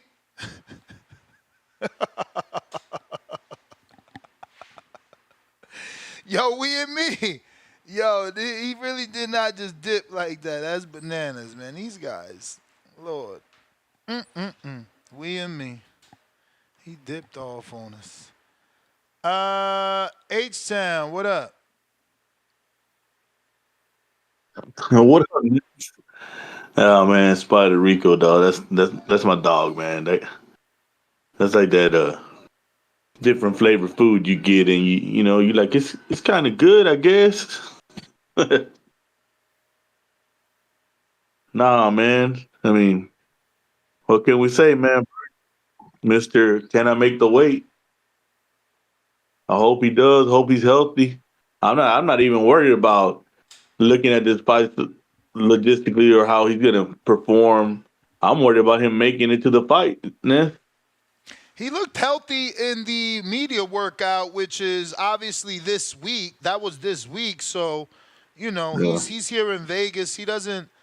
I mean, again, obviously the last day is the worst day, so we'll see. But let's hope 154 is the right weight for him. I hope so, man, because the kid's talented, and this I don't know who was in his head about. Yeah, we'll just cut all the weight possible to fight because that really damages your body, man. And these young kids are really hurting themselves, man, just for a little bullshit advantage, and like they're not relying on their skills. They're like, nah, I'd just rather cut all the weight and have a major advantage over a 5'2" guy that's naturally 145 pounds. But yeah, man. Hey, man, I didn't know Benavidez was in Miami. Oh He bought man, a that's house out fucked there. up, man. Cocaine, Oh as my boy man. Tibowski says. Damn, even on a day when it's not about Benavidez, you hate on him? I gotta get him in there. Nobody else wants to talk What about him. he At least do? we could get him popular, man. Fuck, someone's got to do it. What he do to y'all? Nah, man, I like David, bro. It's just, you know, you see, that little game the kids play where it's a circle, triangle, and a square, and then you see the pieces on the floor, and they're fitting. You're like, oh yeah, shit. There's some cocaine. There's David Benavidez. You know what I So mean? Miami only is cocaine, bro? Bruh, you know how Miami is, bro. Stop playing. I don't know anything about Miami being only for cocaine. It's women and cocaine and getting drunk.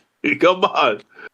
Come on, So Ness. We all been there. so Miami isn't the beach. It isn't great weather. So the nightlife ain't there in Miami. And the beach and the sun isn't there in Miami? Come on, Ness. Don't play dumb, Ness. I mean, what nightlife he need? He got 2 kids and a wife. Last I checked, they was on vacation too, not in Miami. They Well, I probably hope back. They probably back, but they was on vacation. that man needs to go back to Arizona, bro. He needs to stay away from Miami, especially since he's like that. He likes that snow. And that ain't the place. You terrible. Y'all terrible. Come on, Ness. Hate. I see it. I don't even know you. I don't even know you, and I hate you. I see it. I'm just fucking around. I'm out. All right, champ. Appreciate it. If you're watching this on YouTube, don't forget to hit that thumbs up. It's going to help with the visibility of the show. And it's going to put this episode in the eyes of other boxing fans that don't know we do previews and predictions for all the fights. You know, we got Jerry in the house. Jerry. Let him cook. Let him cook. Feliz Juevesness. How are you, my friend? I'm good. Listen, David and Monstro Benavidez, if you're listening, if my amigos the Mexicanos don't want you, I heard your grandparents are Dominican. Come over to El Moreno Banner. We'll take you, brother. We will absolutely take you. But speaking of my good friends, I've got a lot of great friends, Mexicanos. And I think today's boxing public is split because I'm from a different era. Today's youth, a little different. Virgil Ortiz is a man without a land. Do you know that Saturday night when he meets Bohachuk, that would be one of the highest KO percentage title fights of all time. It is for an interim. Let's not forget it. Virgil Ortiz, 21-0, 21 knockouts. Bohachuk, 24-1, 23 knockouts. 44 knockouts and 45 wins between the two. Here's a crazy story. Do y'all remember when everybody wanted Ortiz to face Boots? And they were like, oh, Virgil Ortiz is ducking. His dad was like, we got to let him marinate. That's 4 or 5 years down the road. And then he ended up getting sick. If Virgil Ortiz and Duran Boots Ennis met today, I'm betting my mortgage on Virgil Ortiz. If you look at his resume, he's been through some wars. That young man has answered all of the questions. Where's Duran Boots Ennis? No fault of his. But he's kind of cruised. I rarely even remember him getting hit in the face. It's a tale of 2 different careers. Virgil Ortiz is ready right now. But his problem is, he's a man without a land. He's a very smart young man. He's educated. He plays the piano. He's not on social media. but he has to find an ID. And I will tell him, go the Ryan Garcia route. If the Mexicanos don't want to rock with you, go for the ladies. Become a lady man. Because I'm going to tell you right now, I do expect a war, a absolute war on Saturday night. And come Sunday, we're going to have a brand new fan base for Virgil Ortiz. And what I will tell Hearn, that once Ortiz wins that interim fight, I'll send you a counter. I'll send you a counter. Once Virgil Ortiz wins that interim belt, Eddie Hearn, put Joran Boots Ennis in against Virgil Ortiz for that interim strap and mandatory for our boy, Terrence Bud Crawford. You heard it here first. Say goodnight to the bad guy. And by the way, our boy CYP apparently didn't get the message correct. I didn't say border wars. I said Corner Wars. And I said in person, on video, or however you want it.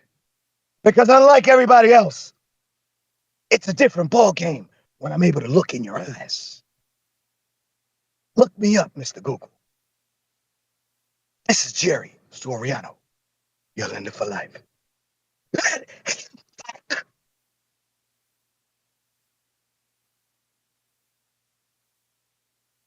All right, Jerry is always entertaining. And the second call out to Mr. CYP for a verbal on video debate. We got Hawk in Maryland. What is up? Yo, Ness. Yo. TBV #1. Hey man, I don't got a lot on this because I don't know the other guys so well, but I got to be honest with you, Ness. Virgil Ortiz is like the best known boxer. It's like I know he's like knocked everybody out, but it's these gaps that he's having where he just don't have a place for me right now. So I really don't know where he's at, even though he's beating the hell out of his competition, I would guess, whenever he has it. But most of his fighters, the fights that he had, the fighters are coming up, or he fighting guys that are actually in his weight, at his weight. I mean, it's a different. I mean, there's different, answers to that. Some guys he's bringing up, some guys were at his weight. This guy is at his weight particularly. Okay. Well, I mean, Virgil's very talented and everything. He's like the best known unknown boxer for me. It's like when he kept getting sick there for a minute, I think it was from trying to lose so much weight or something. I don't know. But it just throwed me off, with it throwed his career off a little bit. So just don't have a really place for him right now to say he's at this number 2 or 3 or wherever, because keep having pauses in his career. So all right, I hope he does well and everything. I just like to see him be more consistent. That's the word I'm looking for. I want to see him be more consistent so I can really get a hold on what he's doing. So but I wish him the best over this weekend. But I know he's a good fighter as far as him and Virgil. But they ain't in the same weight class. Is he fighting at 54 now? Who? He fighting at 54 now, Virgil Ortiz. Yeah. So they're not gonna redo that Zoo fight. He not getting that. Still, that's not gonna happen then. I mean, he gotta get through this fight. This dude's a puncher. Oh, he is? Okay. Well, I'm going to have to check it out. Like I said, I don't know this guy that well. So it's just that Virgil Ortiz, for me, I know he's good. I know he got all knockouts. It's just pauses and these breaks in his career. It's hard to follow him, you know what I mean? So, yeah. So I'm going to check it out. But, yeah, man, you definitely is the #1 TBV, bro. Everybody hit that like and subscribe. I'm out, Ness. Appreciate you, Hawk. As always, we got Nan O with 2 counter punches, 1 for Tim Bosque and 1 for Spider Rico. Salute Nan O. We got Real Jose 97. Welcome to that prospect level.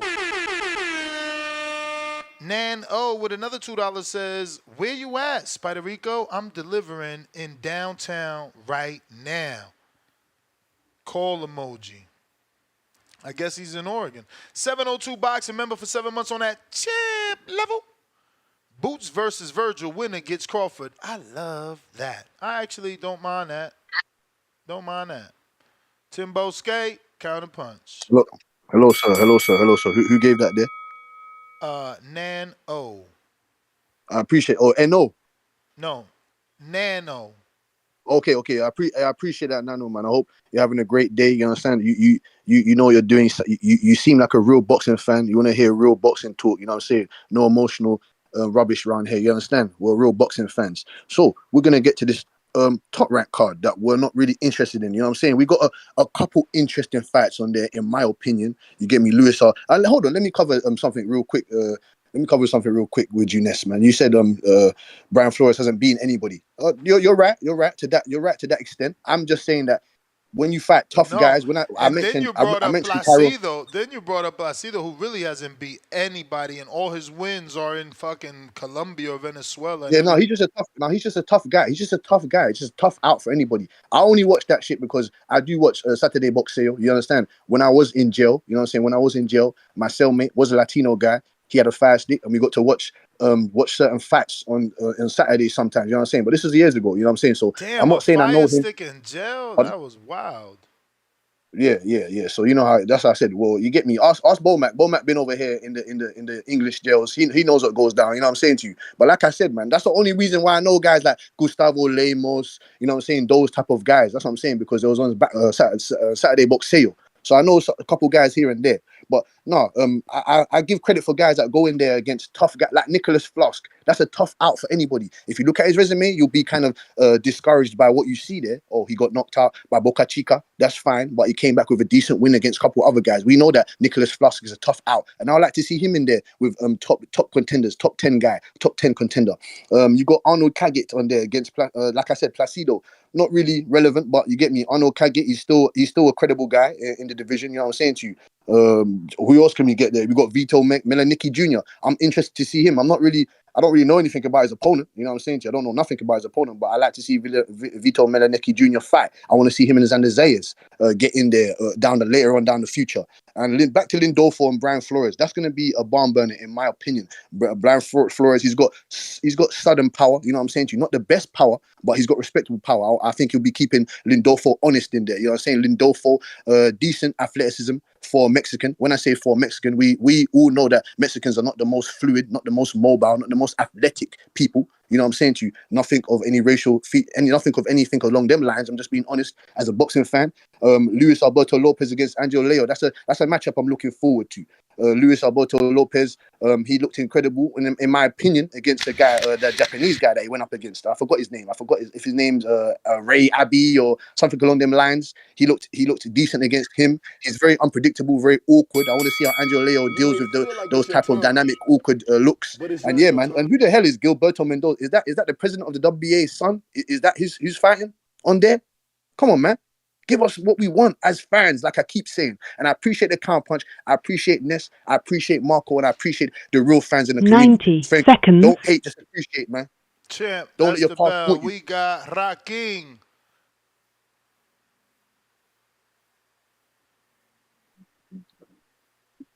Hello. Yo, Ness, you hear me? loud and clear. All right, man. I'm excited. I'm actually got a day off. I was working the hurricane down here in South Carolina for a couple days, so I got a day off so I can actually listen in and call in. We're talking about the Virgil Serhii predictions. Uh-huh. All right. Well, this fight confuses me like for a lot of reasons. Not confuses me, but like I'm at odds to make a logical choice. For me, the emotional choice is Virgil. I'm a big fan of his, but I kind of think of some similarities, vague similarities to like with Earl. Like he has, it's not the same, but he's had a bunch of health setbacks. And so I'm in the medical field. He had repeated rhabdomyolysis. What that is it's muscle breakdown, and then the breakdown of muscle clogs up your kidneys, and that only happens from over exertion of muscle, basically overtraining. And usually it's overtraining coupled with dehydration. So it most plausibly is due to him trying to shrink down to a level that wasn't safe for his body. Um, so I'm nervous, man. And like, with all those setbacks, he still hasn't even been at 154. But I think if he can get there safely and comfortably, then I think he'll pull it off. Also, we got an example of Serhii losing, in his career. So, I think that suits him well. I missed your prediction, Ness. What's your prediction? I'm going with Virgil. Okay, okay, okay. And you following any of the fights, any of the other fights in the card? Am I following? Yeah. Yeah, I'm gonna You, watch you, the Cecilia Baracus and Mariciela Conejo card fight. oh, Uh, Conwell and also the Kenneth Sims. And okay, then the main okay. event, I'll watch the main event on Top Rank. For sure, for sure. Are we doing predictions on that today? Or is that another day? Yeah, I mean, I plan on doing it tomorrow, but again, there's only Okay. one fight on that card, so I'm not even sure it gets done. Yeah, It's a well, horrible card. I'm just gonna throw it out there. I got Luis. I think Mm-hmm. he pulls it off. Um, but I think freaking shout out to you, shout out TBV, and shout out Spider Rico, man. Uh, Dude got me praying for we and me too, man. He's up in my philosophy game over here. So shout out to him. And shout out to the You may community. feel Appreciate the like it's call. your time, All right, but champ. it's not your time. That Spider Rico is a very, very wise man. Word. Oh, yo, Ness, real quick, since I'm still on, thank you for putting the video on Discord, man. This is dope. All right, yeah. Then shout out to the producer to remind me. I never remember. Uh, we got Connor Jones.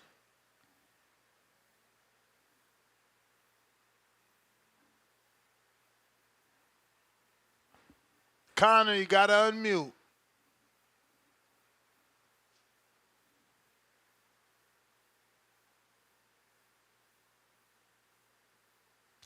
Connor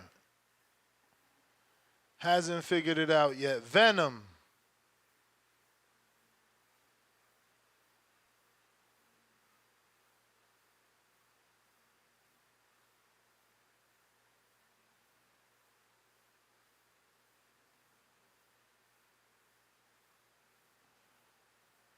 All right. Well, let me see here.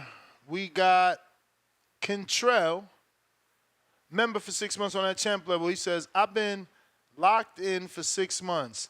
Ness, I gotta make you $6,000 in a night to celebrate. TBE for life. If you ain't part of Patreon, I feel bad for you, son. I got 99 issues, but making money with Ness, not one.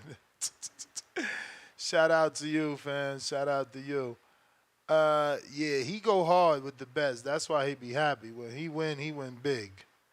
We got Connor trying you again. Yo. Yo.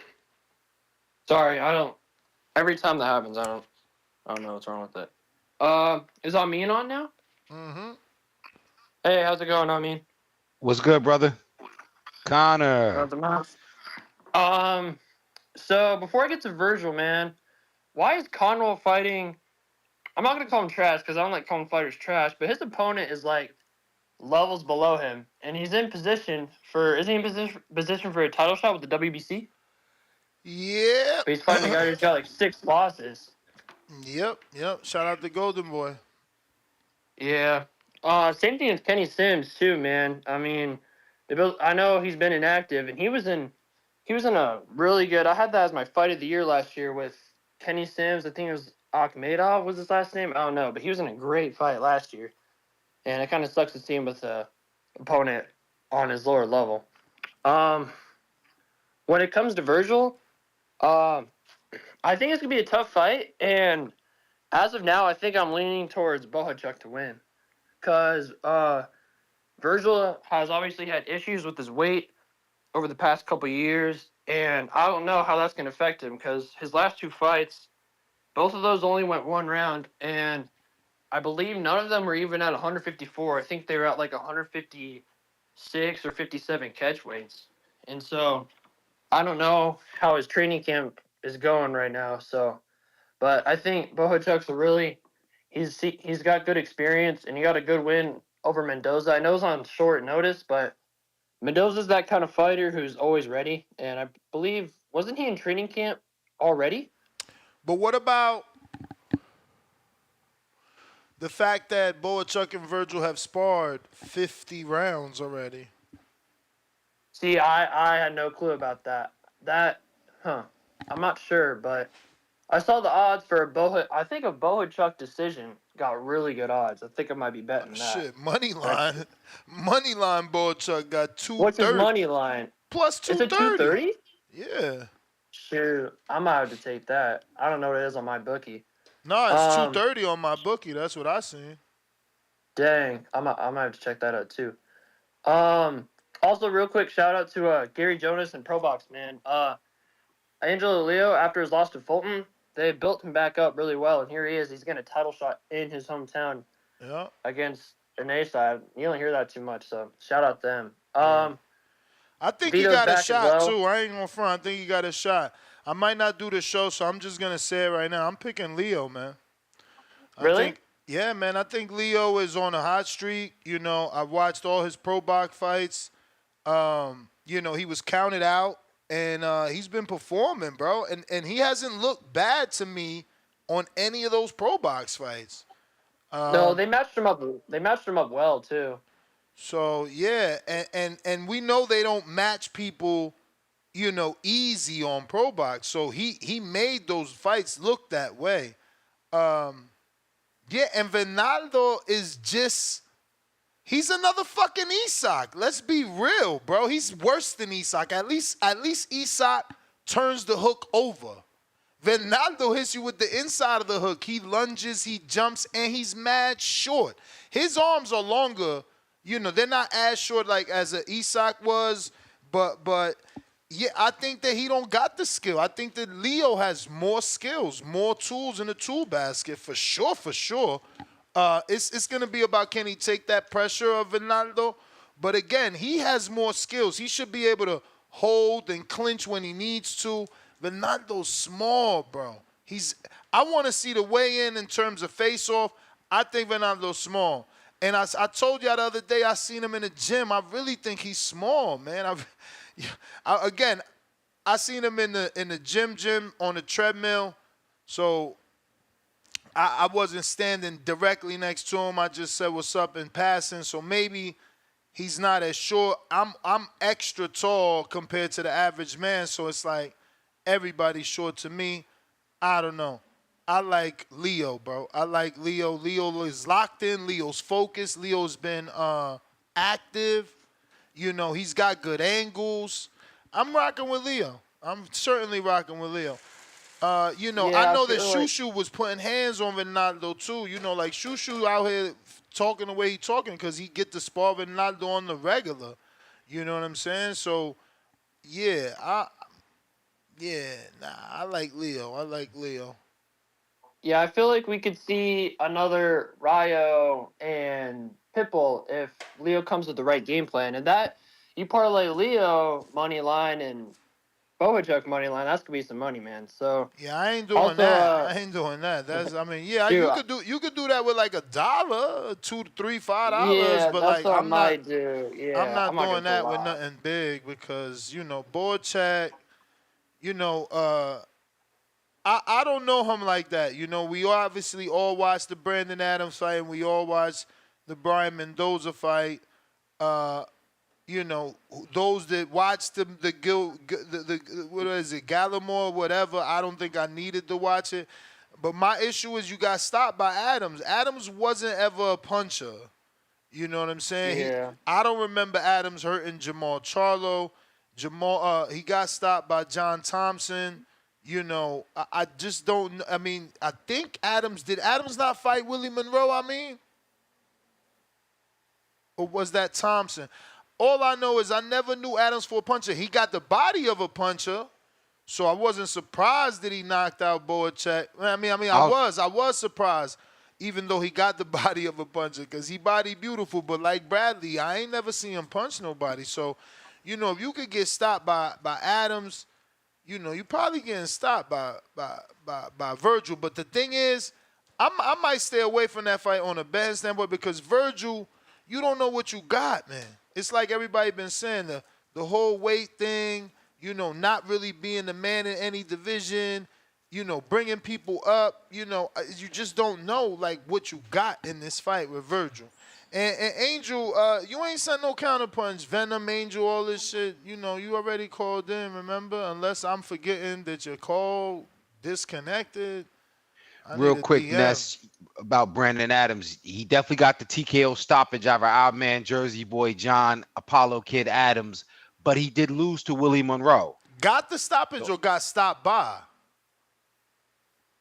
He got stopped by him. Who, Monroe? No.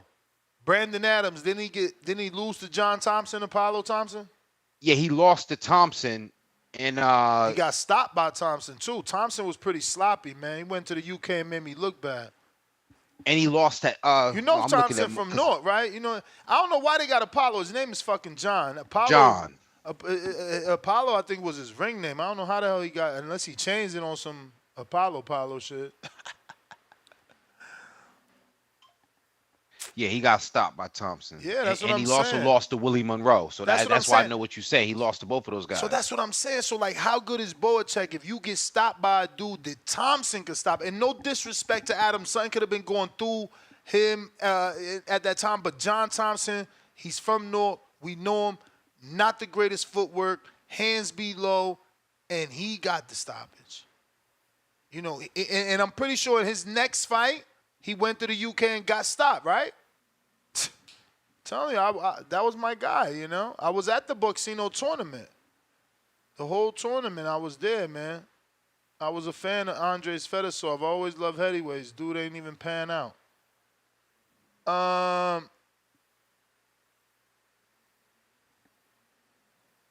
Who we got next? I'm still trying to figure out what's up with Mr. Venom here.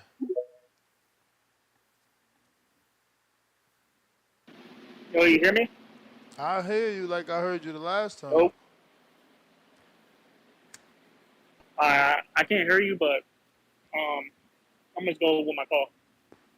As far as the card, I keep hearing you and a lot of other people saying Virgil's bringing people up. He only brought 2 people up, man, in his whole career, and that's just happened this year because they wanted to make sure if he can make the weight. If not, he could go to 160. Now that they made sure he can make the weight, he's committed. So now he could fight a real 154 pounder. But see, this is what I'm saying. Y'all keep acting like Virgil's some weight bully. That's the issue with me. I mean, like Virgil. He brought Hook up. He fought at 142 He brought Hook pounds. up. 142 pounds. Hooker's first 47 fight he was went 140. with him. So it's the normal thing to do. Virgil's just a growing dude. He's just growing too fast. That's all it is. If you look at Virgil when he was 140 to Virgil now, he's a whole totally different man. I'm trying to tell you that. He's just growing at a rapid pace. He's a young dude. The 147 shit, you can say Virgil ducked and all that. At the end of the day, he was kind of mismanaged. Him and Boots and Virgil, when they had the opportunity to fight Bud, they also had the opportunity to fight Spence. So they took the Spence route, thinking it was the easier fight, it's a bigger fight, and it had 3 titles next to his name. So Boots and Virgil, they just went with the fight that they believed was the better fight for them overall. But now, as far as this fight, I like how a lot of people are getting cold feet about Bohachuk.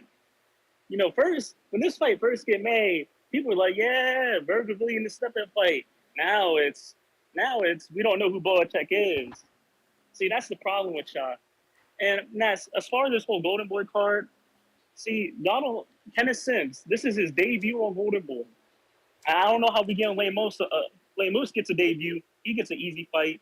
When Oscar does it, it's not okay. Who? And then when Charles Combo, Ness, you tweeted Charles I Combo can't even dug fucking hear this guy. Jesus Ramos. He dug Jesus Ramos. So how is that on Oscar's fault? Charles Combo could have easily been interim champ by now. He could have easily pulled their card. He dug. He wants another stay busy fight. So Oscar's giving him a stay busy fight. But that's what Oscar, a lot of people like to point fingers at Oscar. Most of the time, it's not Oscar. He's just going with the fighter one. And look, he'll take the blame because he's that type of dude. He'll take the blame. He don't care. But look, this Saturday, Virgil Ortiz, he will continue the knockout streak. He will stop this dude probably 6 rounds. He's going to make it look easy. And y'all ain't going to give him no credit. I expect that. Y'all ain't going to give him no credit. He's going to make that shit look easy, though. That's my call. Yeah, he got some sort of shitty ass Bluetooth that he can only hear one way. I mean, or talk one way. I don't know. That was his connection issue, I think. But you know, I thought he said something that I heard was interesting. I thought he kind of compared Boots and Virgil along the same continuum, like trying to say, I guess they're contemporaries in that way. Saying that somehow Virgil was, and I agree with Virgil being mismanaged. I think Boots was on the verge of being mismanaged, as in passing up an opportunity. But that's where the separation is different. Boots, people feel like people have he's proven himself, whereas Virgil, the jury is still out for one reason or another. I think that is it. I mean, we got Rod in the 870, $2. Big Boy TV, cursing with Canelo was gold as fuck. Laughing out loud, laughing out loud. Oh no, he said was gold and laughing out loud as fuck. Yeah, I just seen that. I ain't get to listen obviously because I'm live, but we right back at it. 4 o'clock Pacific Standard Time, 7 o'clock Eastern. Until the next one. King Amin, where can they find you? King Amin Investics 1 on IG, King Amin Investics 1 on Twitter. Newest episode of those championship rounds is up now. So when you're done, give yourself some time to get acclimated on what's happening on one of the most interesting and exciting genres within the sport. This thing of ours, the championship rounds, right here on YouTube, ladies and gentlemen. And I'll be back later as well. Yo, hella hardcores on Discord. None of y'all gave y'all predictions. Crazy.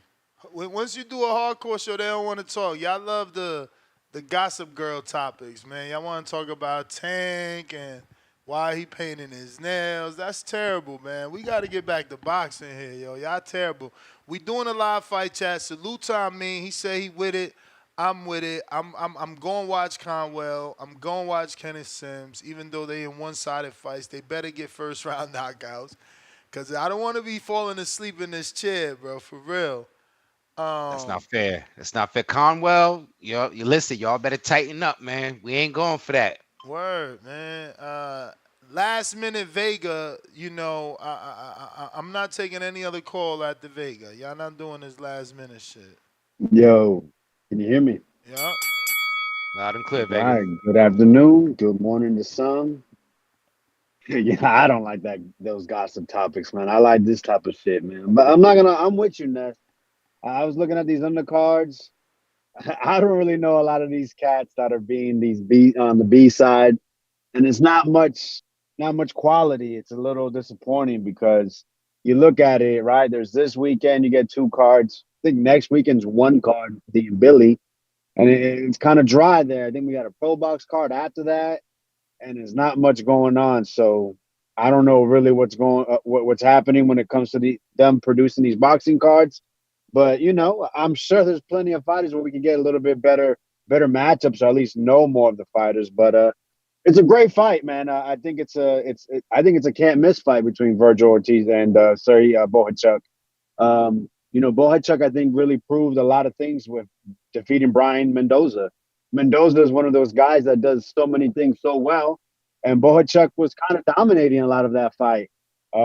You know, a lot of people. I've heard people say, "Well, why didn't he stop him?" It's like, bro, have you watched Brian Mendoza? That guy there is a fucking warrior. Like that dude is tough. And Bohachuk really, like I said, there was times where he's kind of putting a little bit of a beating on him. You know, Bohachuk, is he this guy with so many different levels? I'm not too sure. He's kind of a lot of straight punches. I think he hits hard. Pretty decent jab. Virgil, man, this is it. I think this is a great time for him to go ahead and have a great performance, or at least a great battle. Virgil is a guy that I've been waiting for to really break through. And, for one reason or another, he hasn't really been able to do that for, weight issues or health issues. I'm hoping he makes the weight. I'm hoping he makes the fight night. And I'm really hoping that it is a performance to remember, whether it be a tough competitive fight or Virgil runs him over. Like I said, this is a chance to really, really be put up there at the top of 154 with the belt or not.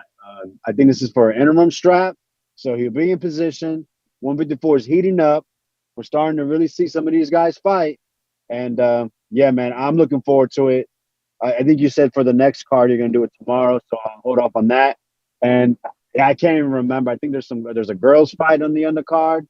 And, Kenneth Sins versus some guy that I can't remember seeing. It's disappointing, man. Kenneth Sims is the guy that's supposed to be in position, and this is the best they got. Man, I'm hoping he at least looks good, doesn't come, gets out of the fight without any injuries, and we'll go from there, man. I know it's a little bit late. I was in a work meeting, but appreciate the time, and hear from you guys soon, man. All right, all right. You may feel like it's your time, but it's not your time. Real quick, just want to remind everybody, if you're in Las Vegas, don't forget to stop over at Hardin, 2900 Desert Inn Road. Tell them TBV sent you. Get that 15% off your already amazing deals that you're going to be getting at Hardin. Check out the bud tenders. Let them know I sent you. Remember, say TBB for 15% off. They're right here in Las Vegas. They open from 8 a.m. to 12 p.m. so you can get all your edibles and your flower power all night, all morning. Again, where can they find you? King Aminov 61 on IG, King Aminov 61 on Twitter, and the championship rounds right here on YouTube. Peace. Peace.